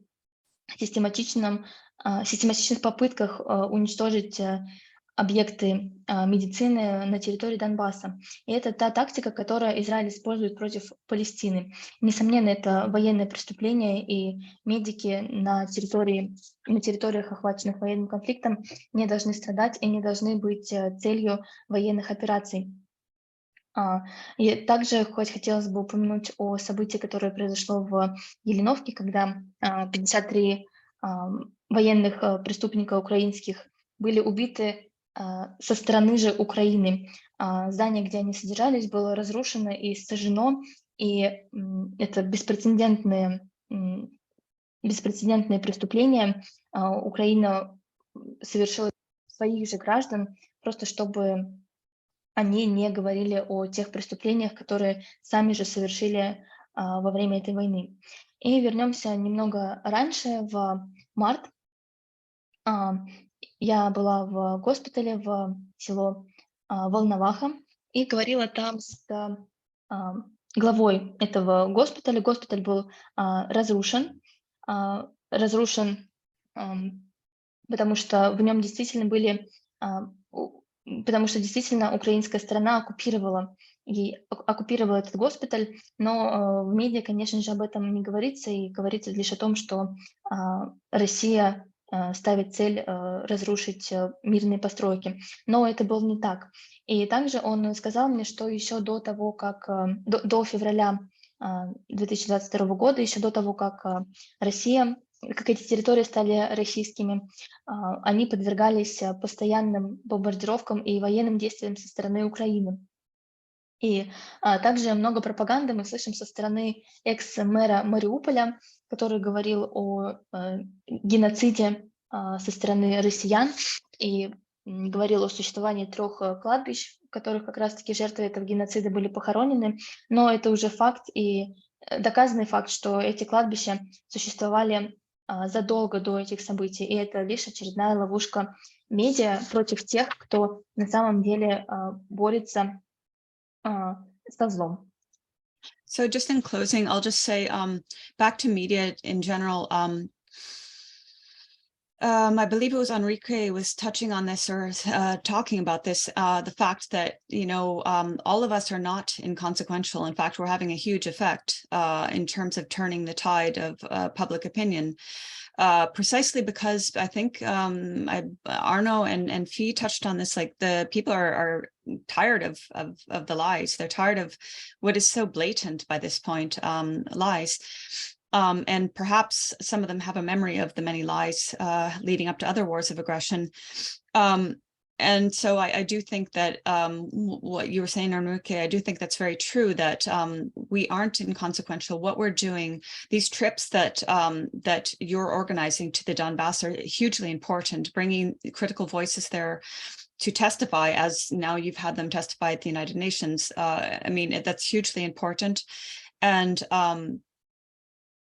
I just wanted to say, in terms of the people that I've met in the Donbass, the way media has vilified them, you know, there's any number of terms they call them, which I won't repeat here.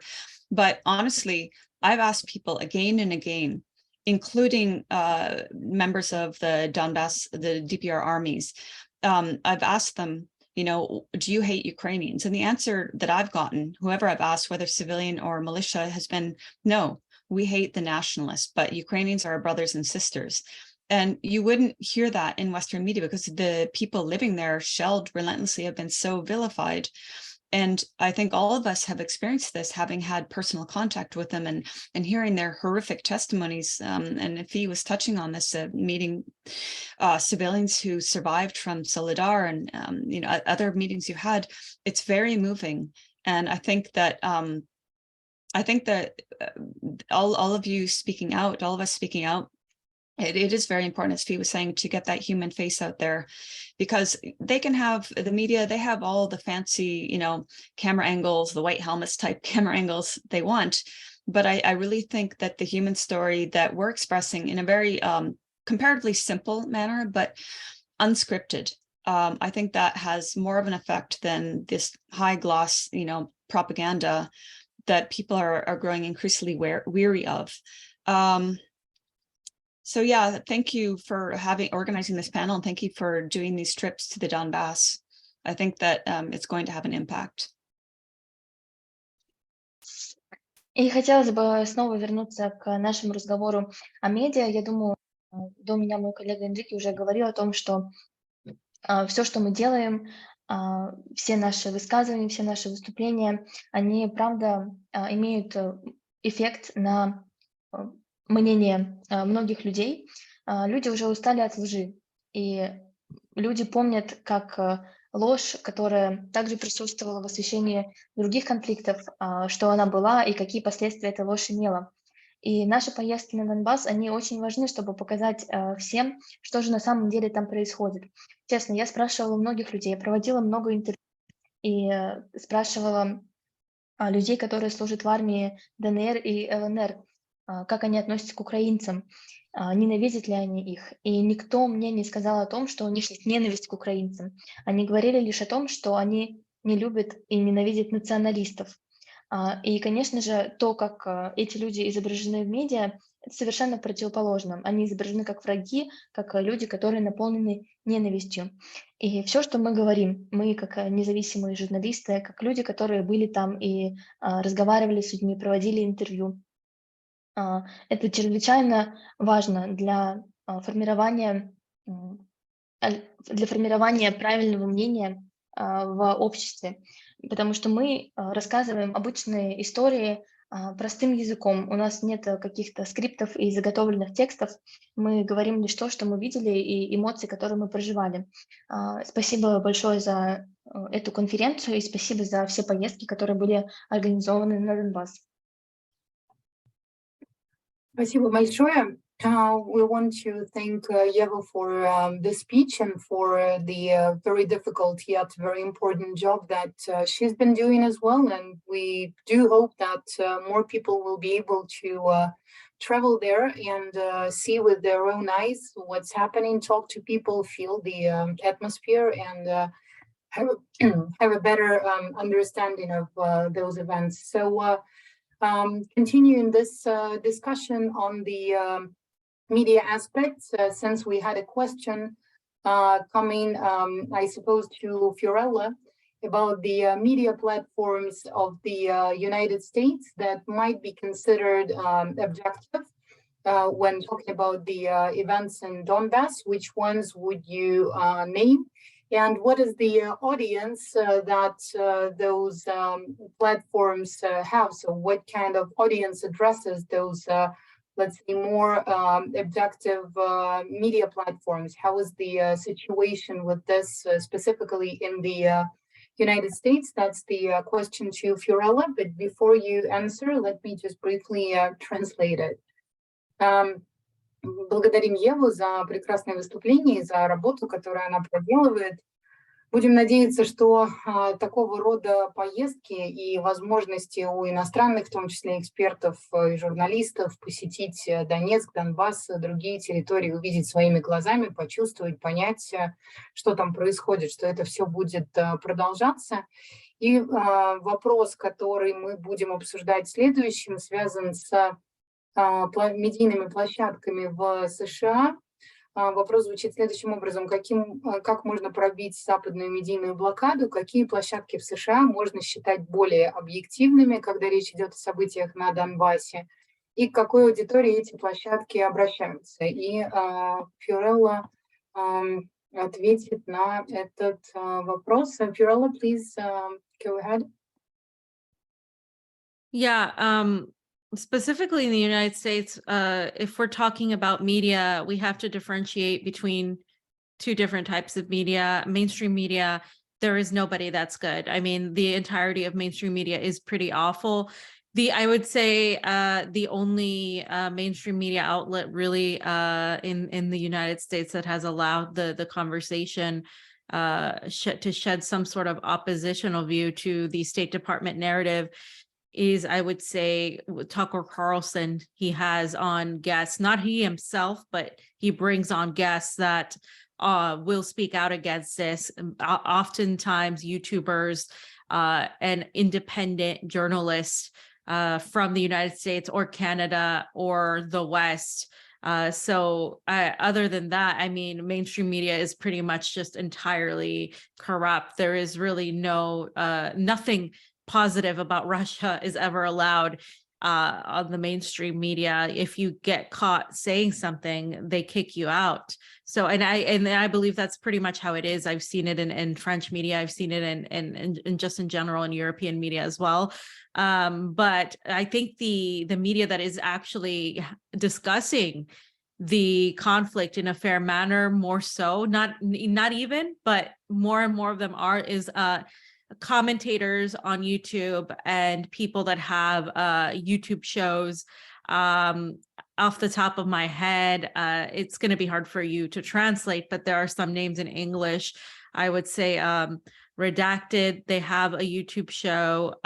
Kim Iverson has a YouTube show. She brings people on. Jimmy Dore, obviously Gray Zone. There are obviously a few others that have YouTube shows. I myself have one as well. And there are several independent media outlets that are rather small and that on that regard. And as from the West, of course, you have people like Yeva, from, Canadian journalists as well. That's been here forever. You have Vanessa Beeley that has consistently reported on West Asia and is in Syria, but has also been here as well. You also have members of the Gray Zone, like I said, and also so just several independent journalists that have come through, but really it's few and far between, because we get, and all of us in some form or another get vilified as being Russian propagandists. I was called a Russian propagandist before I even came to work at RT. I was called a Russian propagandist during Russiagate in 2016 and 2017, those years. And we know now via the Twitter files, the Russian bot just fantasy was entirely debunked. And so I also would urge people to look at journalists that are living in the Donbass region, like George Eliasson and others that have been reporting as well. But really, it's a very a small group of people. I hope it grows. I hope it continues to really shed light. And that's why we're here, because it's not a competition. I consider all my colleagues doing their part. covering things from different angles with different perspectives, because we all have different backgrounds. And I think that together we can build a cohesive, like multi-quilted form to combat the Western narrative. But yeah, that's just my observation.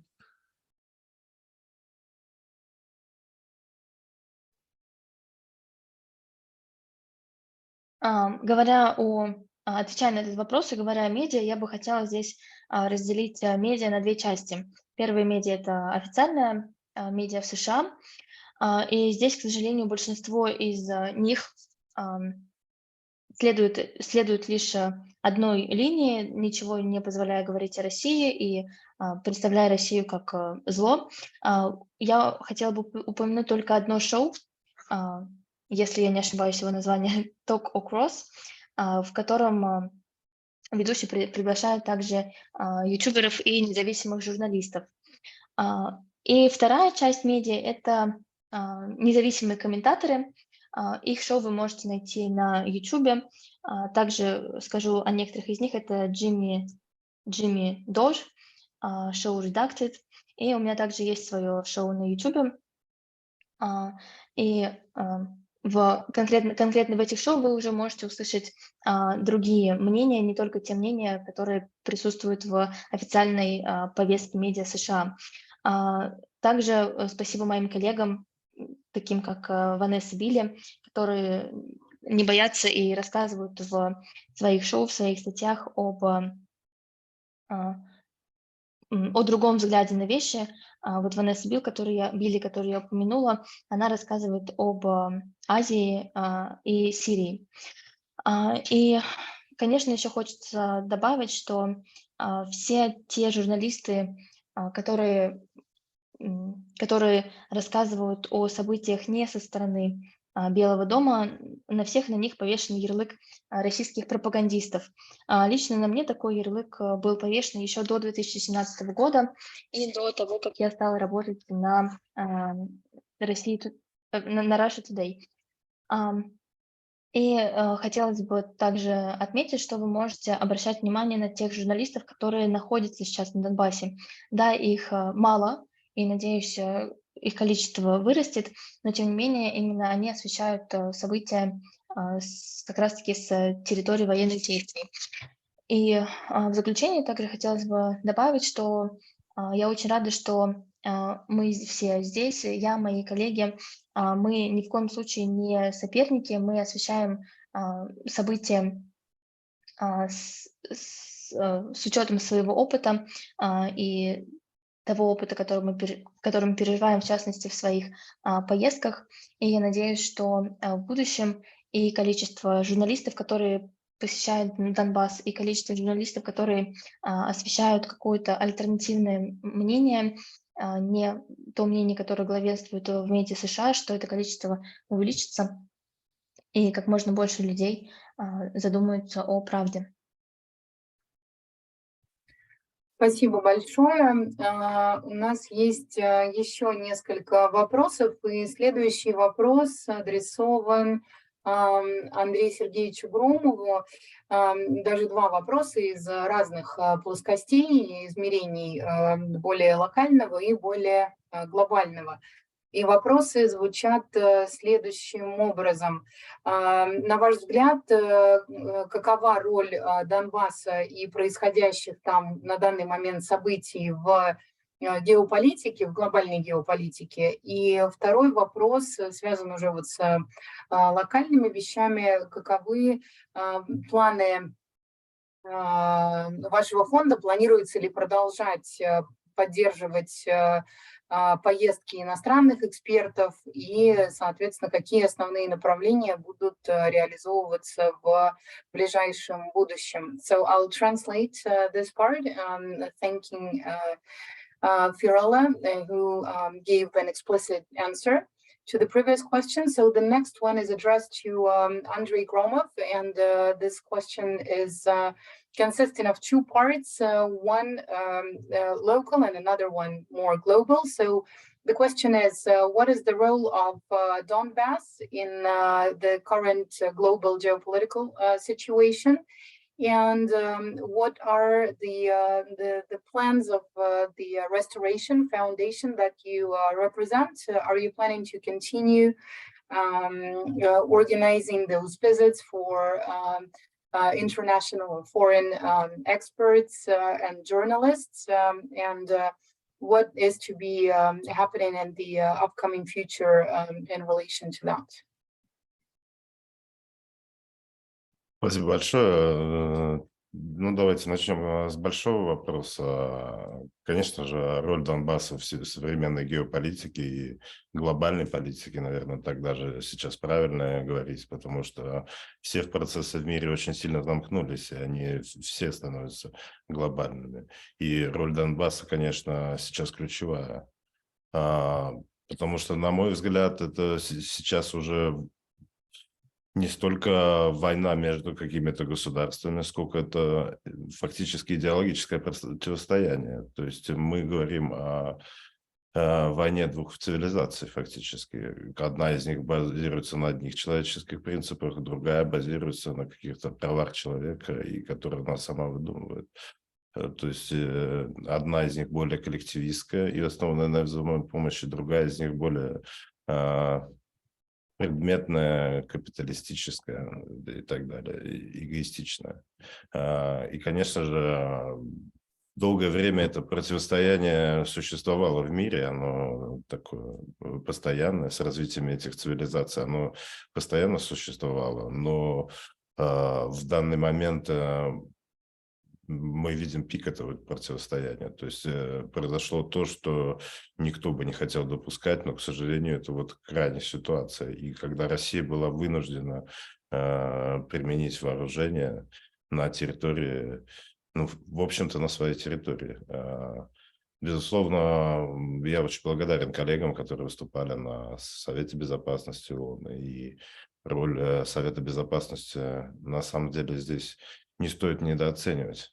Конечно же, мы видим те отклики, те мнения, которые дают наши эксперты из других стран, представленные официальные представители.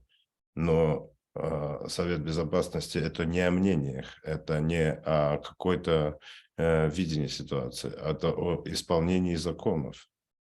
И с этой точки зрения российская сторона сделала все, чтобы это для многих общества в Российской Федерации это не поддерживало. Но тем не менее с 2014 года по 2022 год в рамках Минских соглашений Россия содействовала передаче территории Донбасса Украине. Это был законный способ, каким образом Украина возьмет под собственный контроль территории Донбасса. Однако Украина не сделала ничего, чтобы в рамках мирного разрешения ситуации, за которую не только украинские президенты поставили подписи, но и международные посредники, сделано было абсолютно ничего.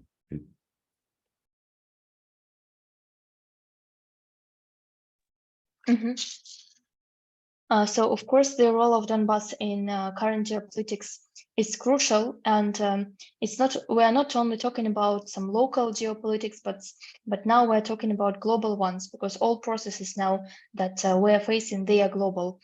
And now it's actually not war between two countries, it's the battle of civilizations, battle of two ideologies. On one hand, it's the ideology of capitalism, hypocrisy, and on the other hand, it's the ideology of some collective values. And this battle actually has been here for a long time, but now we see the peak of this battle. And Russia was actually in a bind to start those actions that we have started on its territories. And I want to deeply thank those who have spoken on the United Nations Security Council, and because the Security Council, it's not about just opinions, it's about laws to be implemented. And we see that those laws, they have been violated. And even though some parts of society in Russia, they haven't supported that within the framework of Minsk agreements, we were constantly following them, and we were giving territories of Donbas to Ukraine. But we were doing it, and we were bound by law to do so.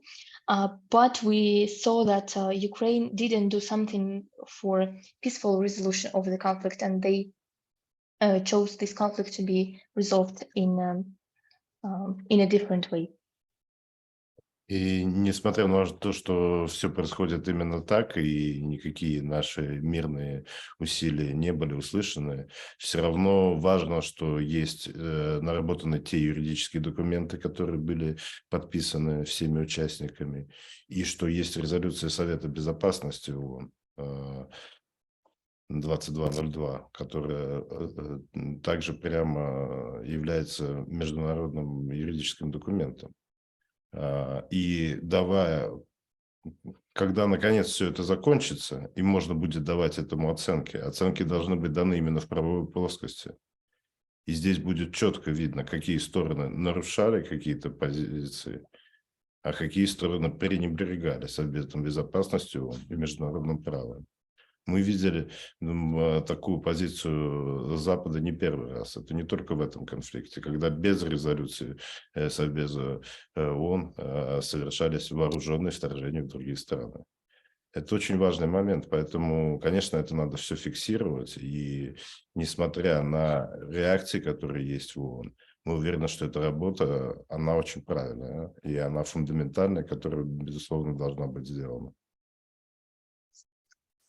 Despite the way the situation in Donbass is resolving now, we have the laws, and we want everything to be resolved according to law. We have the Security Council Resolution 2202. We have international law documents, and when the whole situation, the whole conflict is finished, we want international community to find those who blame and those who are victims according to the international law, and to see who have violated those laws and who have behaved according to the law. And we have experienced already before that several countries, in their actions, they were not considering any of United Nations resolutions, and they were just invading other countries.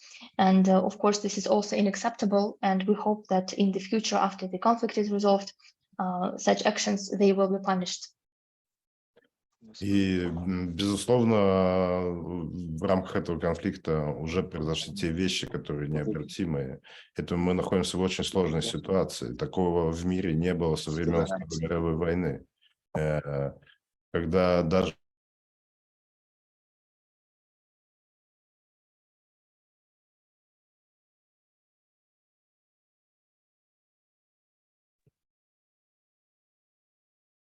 что-то проблемы какие-то были. На каком моменте меня перестало быть слышно? Необратимые... Да. То есть этот конфликт уникален, конечно, значение его, как бы, тех событий, которые... Не сам конфликт, а вообще события цивилизационного масштаба, которые происходят. Они, конечно, такого еще никогда не было. Мы видим, как объекты гражданской инфраструктуры подверглись атаке в первые же дни конфликта, причем принадлежащие международным консорциумам. Я говорю сейчас о северных потоках, которые были просто уничтожены. Это же тоже такие действия никогда не происходили безнаказанно. И это необратимые действия. Сейчас уже очень много, опять же, европейских стран, стран НАТО в первую очередь, США поставляют оружие на территорию Украины. Каким образом поставки оружия могут вести к мирному решению вопроса? Это непонятно. И мы видим, что это усугубляет только конфликт. И что мы идем к очень плохой точке. Но хоть я и убежден, что неизбежно было сейчас военное вмешательство, решение этого конфликта все равно должно быть мирное, потому что можно сказать, что это первый раз в жизни не мировая война, а это мировая гражданская война. Это война в первую очередь за идеи. И если мы победим в головах людей, то не придется применять оружие на поле боя.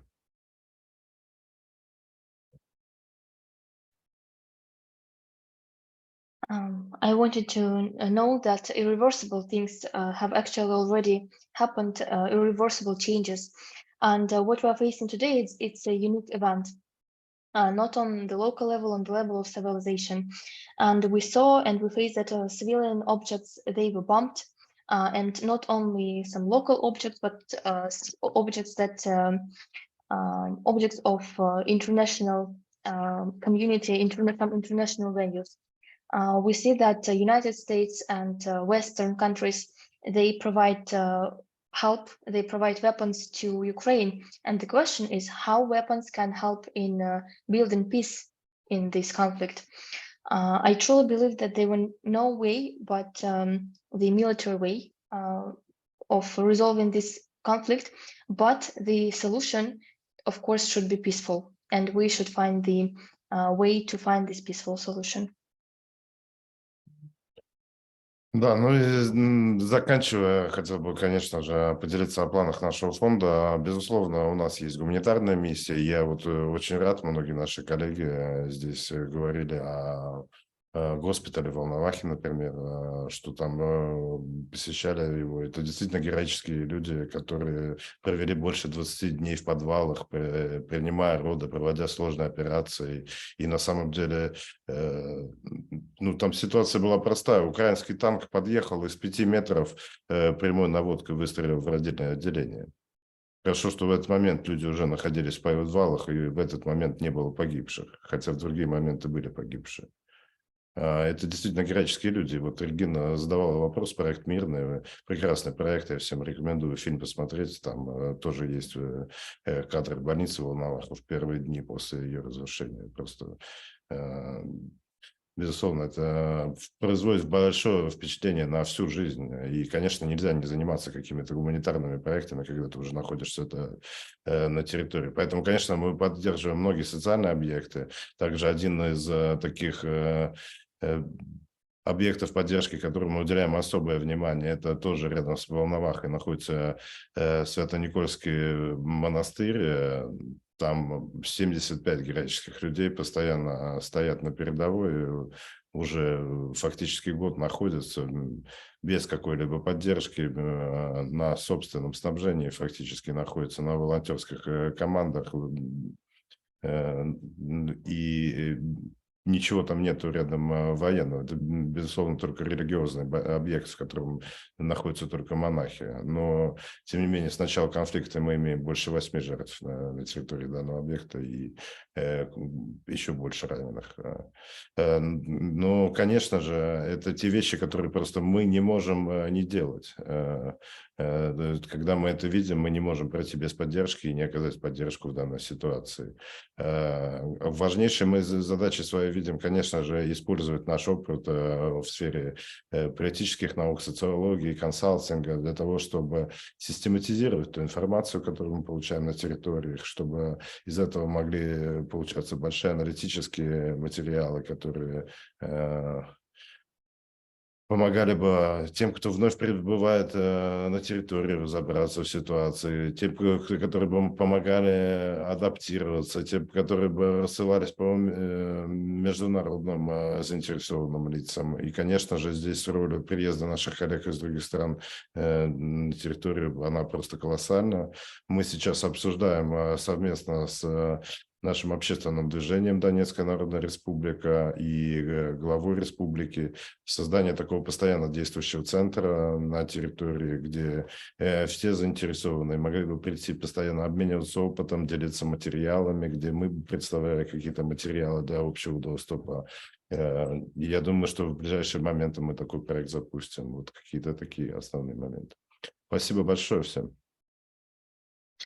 And talking about the plans that Renaissance Foundation has, of course, we will continue our humanitarian mission. And I'm glad that my colleagues, journalists, they have mentioned that they have visited a hospital, and this is just the heroism of people who were there. And 20 days they were in basement, and the Ukrainian tank just started fire from the 5-meter distance, and it's just miracle that all people were already in basement and no one was injured. Also, I'd advise you to watch the film, the Project of Peace, Project Mira. It will just help you to understand what is going on, and I'm sure that this film will just change your opinion about everything. And of course, when you are here, you cannot but provide help, provide some humanitarian help, and we also provide help to one object not far from Volnovakha. It's Svato-Nikolsky monastery, and 75 people there. They are on the front line, and actually there is nothing. There are no military objects near it, but we already have 8 victims and much more injured. So, of course, when we see such places, the only way is to help them. But the second thing that we are planning is to use our experience in political science, in consulting, for creating, for some analytical purposes. We want to create analytical materials that could be used by people who come here, by journalists who come here, and that we can send to different international organizations. And the role of colleagues who visit Donbas, it's crucial. I want to thank you again for doing this. And another thing that we are planning is to create the functioning center, some kind of analytical and consulting center that where everyone will be able to find the materials, and where everyone will be able to come and share his opinions, emotions, and knowledge. So let's hope we will do it. Спасибо большое. Благодарим Андрея за подробный ответ. И, коллеги, напоминаю, что если есть еще какие-то вопросы, их можно написать в чат или поднять руку для того, чтобы задать. И следующий вопрос, который был задан, касается Косово. Вопрос адресован Энрике и Арно. Президент Сербии Александр Вучич заявил, что Запад требует от Сербии признать независимость Косово для того, чтобы выбить Путину из рук так называемый косовский прецедент, как аргумент для признания ЛНР, ДНР, Запорожской и Херсонской областей и Крыма. Как вы можете это прокомментировать? Существует ли, на ваш взгляд, прямая связь между косовским случаем и Донбассом? So we thank Andrei for the detailed answer, and we proceed to the next questions. I would like to remind you that if you have some questions, you can either raise your hand or write them in the chat. So the question is addressed to Enrique and Arno. So the question is the following. The president of Serbia, Alexander Vučić, has previously said that the West is asking him or is pushing Serbia to recognize Kosovo's independence in order to take away the president, the Kosovo president, from Putin's hand as an argument. That could be used for recognition of LPR, DPR, Zaporozhye and Kherson regions and Crimea. How could you comment on that? And do you think there is a direct relation between the Kosovo case and Donbass? So let's try to keep it brief. And I would like to ask Enrique to go ahead first and answer this one.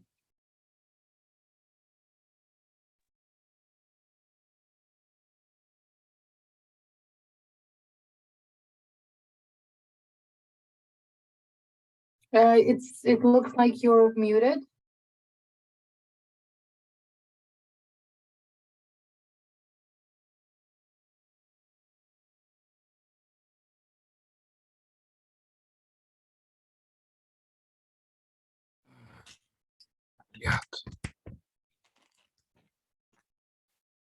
Now, Yes. you hear me? Okay. So, I don't know, another cat attack destroyed my stage. Okay, about the Kosovo question, in my opinion, for Kosovo, for Serbia, the Western countries only want the final victory because they consider Serbia as a little Russia. So if you hurt Serbia, you are hurting Russia. That's why they want to get this recognition of independence from Kosovo, from Serbia, about Kosovo. And it's also very important,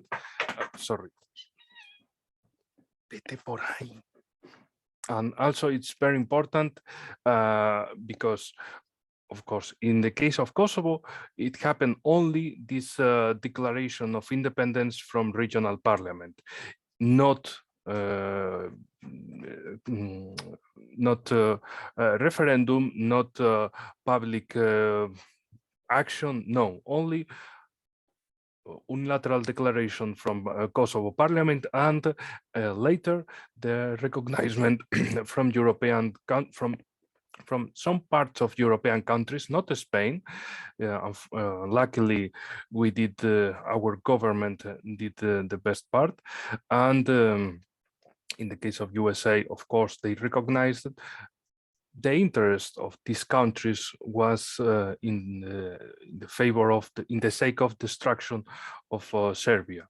So it was a final conclusion, and now they are trying to push again Vučić, the president of Serbia, in this line. And also they are keeping the eternal promise. So you have Serbia to change your laws, to change your mentality, to change everything, and you will be able to get enter into the European Union. So Serbia was changing a lot of things, but nobody, it's better to say European Union delayed again the time for the arrival of Serbia in European Union. So it's some kind of blackmail from Western partners against this little Russia, and about Crimea, Lugansk, Donetsk. There it happened referendums, and also in the case of Zaporizhia and Kherson happened referendums. When it's about Western countries, no referendums, only the final result. They take a region, they destroy a region. And don't forget another event in 1903, a lot of years ago. It happened, the recognition of Panama as a country, not as a part of Colombia, but an independent country. And who recognized it the first? USA, because they wanted, they needed this province of Colombia because of the channel to be created. So they only recognize that, oh, this is not a Colombian province, this is a country, and here is the agreement to the newly created state of Panama. So they just colonized Panama. They created the Panama Channel Zone. This was not part of Panama. This was part of American Navy. And in the case of Kosovo, it's absolutely the same, but instead of channel, instead of transatlantic connection, it's the base of Camp Bondsteel, and pushing the strategy of USA in the Balkans. So if we see historically, for USA, democracy means nothing when interests are the only issue in the table.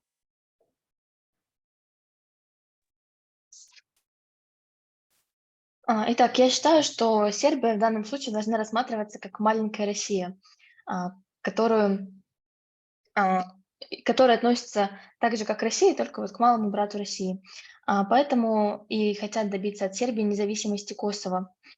Но стоит помнить, что ситуация все-таки немного отличается, если мы сравниваем Косово и Крым.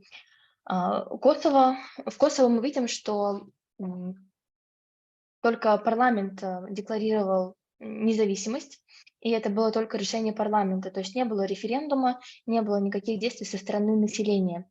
И при этом даже при таких действиях Косово было признано европейскими государствами. Да, оно не было признано Испанией. В данном контексте правительство Испании показало свои действия в разрез с общеевропейскими, но тем не менее многие страны признали Косово. И, конечно, здесь присутствует интерес разъединить Сербию, и сейчас мы видим, что Вучича пытаются убедить признать Косово. Правительство страны убеждают изменять законы, манипулируя тем, что они войдут в ЕС, но тем не менее мы видим, что Сербия до сих пор не в ЕС, и мы видим отсрочку по этому вопросу, то есть фактически, да, мы видим эту манипуляцию. Что же касается Крыма, Херсона, Донецка, здесь прошли референдумы, но тем не менее никакого признания со стороны Запада не последовало. И здесь также еще один пример, который бы я хотела привести, это признание Панамы в 1903 году. Панама была независимым, Панама была частью Колумбии, пока не захотела независимости. И как вы думаете, кто признал ее первым? Это были США. Конечно, потому что им нужен был Панамский канал, и сразу после признания Панамы они навязали соглашение, то есть фактически колонизировали страну.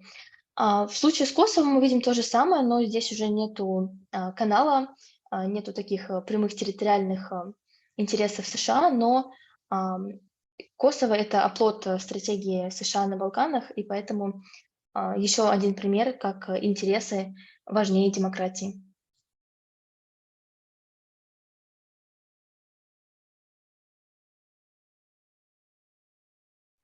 Спасибо большое. Thank you, Enrique, for this comprehensive answer. And now let's hear what Arno would have to say on this one. Yes, he's still here. Dear Arno, shall I repeat the question or? No, it's okay. I got it. Yeah. Well, this is an interesting question, and I'm glad I will get a chance to take a crack at it. Obviously, I was fortunate recently to interview a former UN expert on the very issue of referenda and self-determination, fellow by the name of Alfred Desayas, and he basically had a quite cut answer on this issue. I mean, if we look at the letter of the law is pretty clear in as far as self-determination is concerned. It's Article 1 of the Charter, is that, everyone has the right to basically express and exercise their right to self-determination. This being said, this provision is to be taken into account with the general background of maintaining peace. And so when, as Enrique pointed out, some third-party attempts to somehow grant a right which is not theirs to give in order to accomplish geopolitical aims, then we have the situation that we have in Kosovo. I mean, to be sure, the Albanian, I would say, minority of the Serbian state, as it were, was not suffering from any kind of discrimination.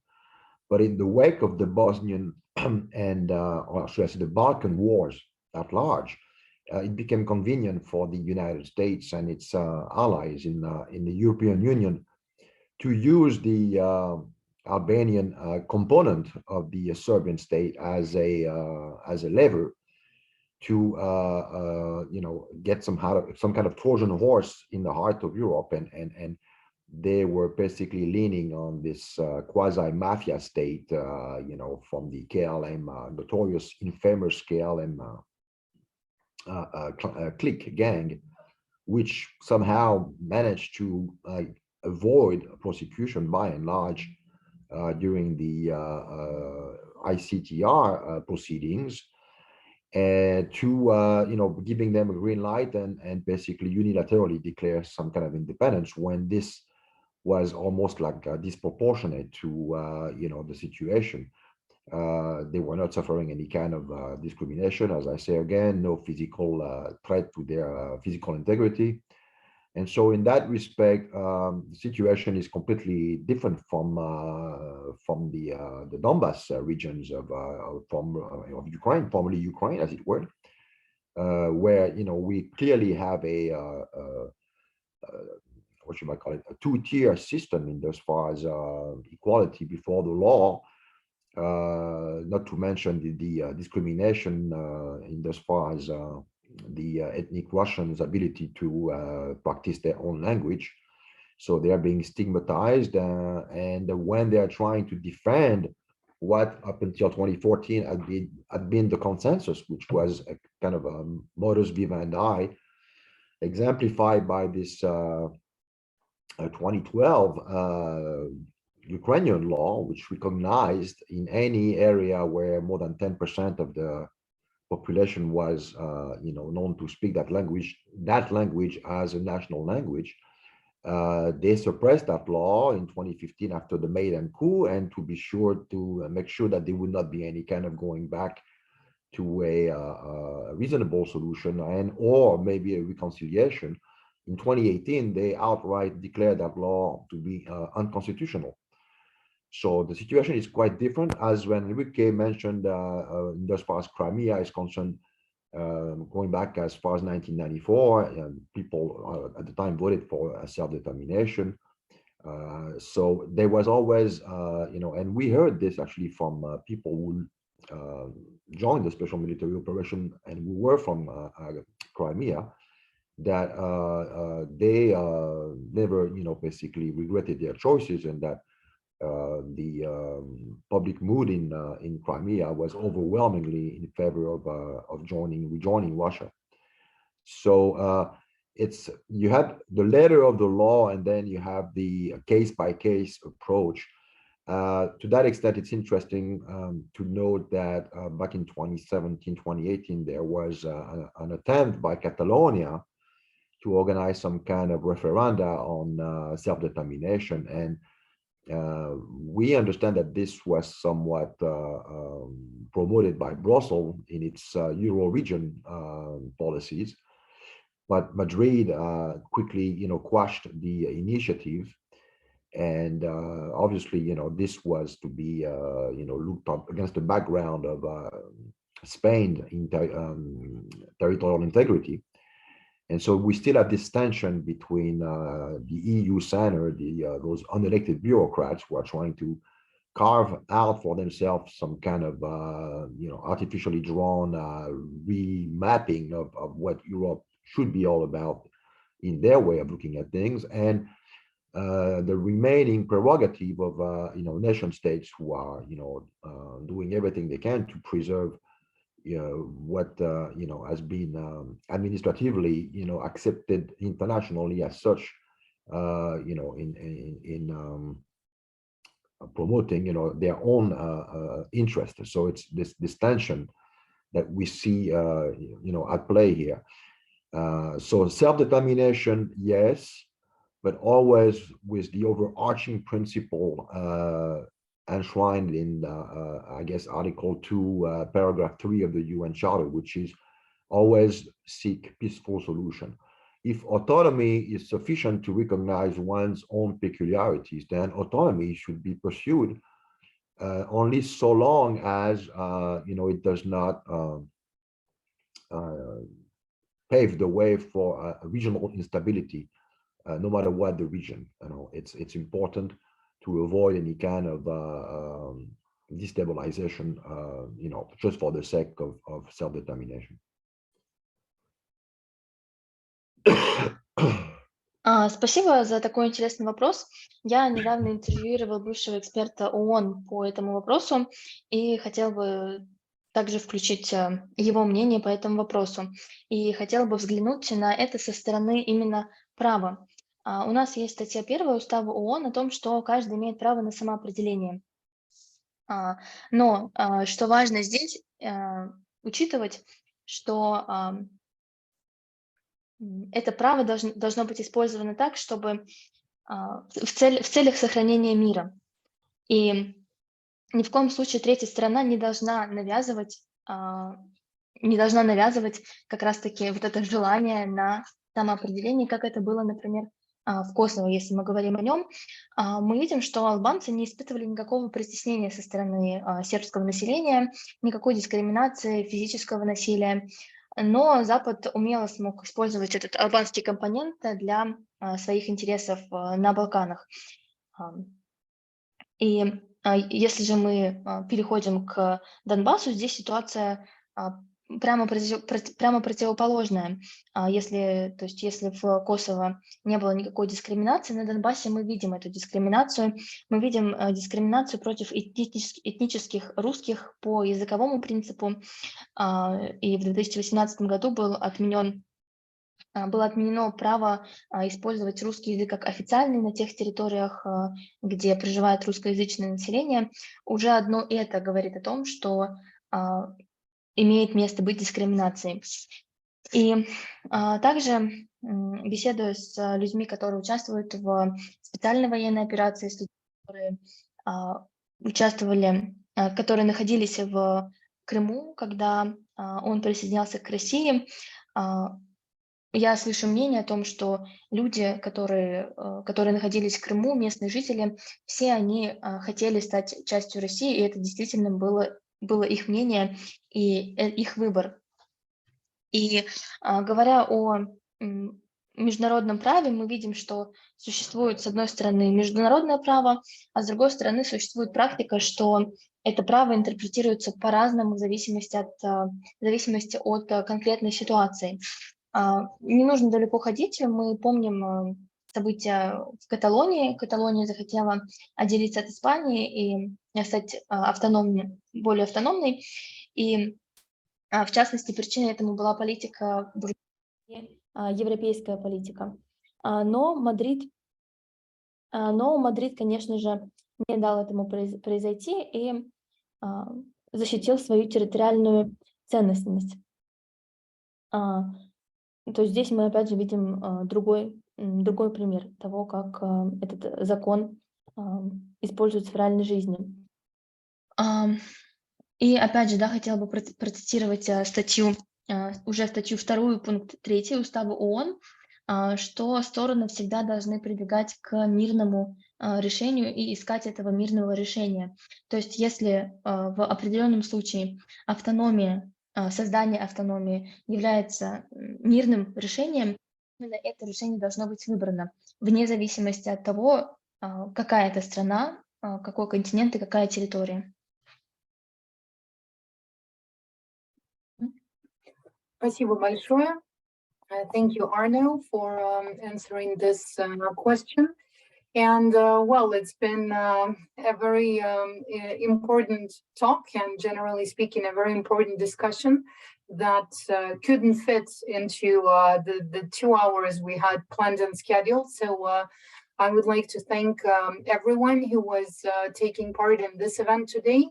And clearly, if there are some questions remaining, we all remain in touch. There will be chances to talk more, to meet more. And as we understand, this is essential right now to exchange the information, to disseminate the information, and to make sure that people have access to some higher quality information, including the one coming from the ground, the actual scene, let's say. Hopefully that would be less of a crime scene and more of a scene for just some local and global transformations taking place. So I do not see any other questions at the moment. And that would mean that we would be wrapping up this event, but we definitely continue what we're doing. And once again, thank you for being here, and see you next time, I suppose.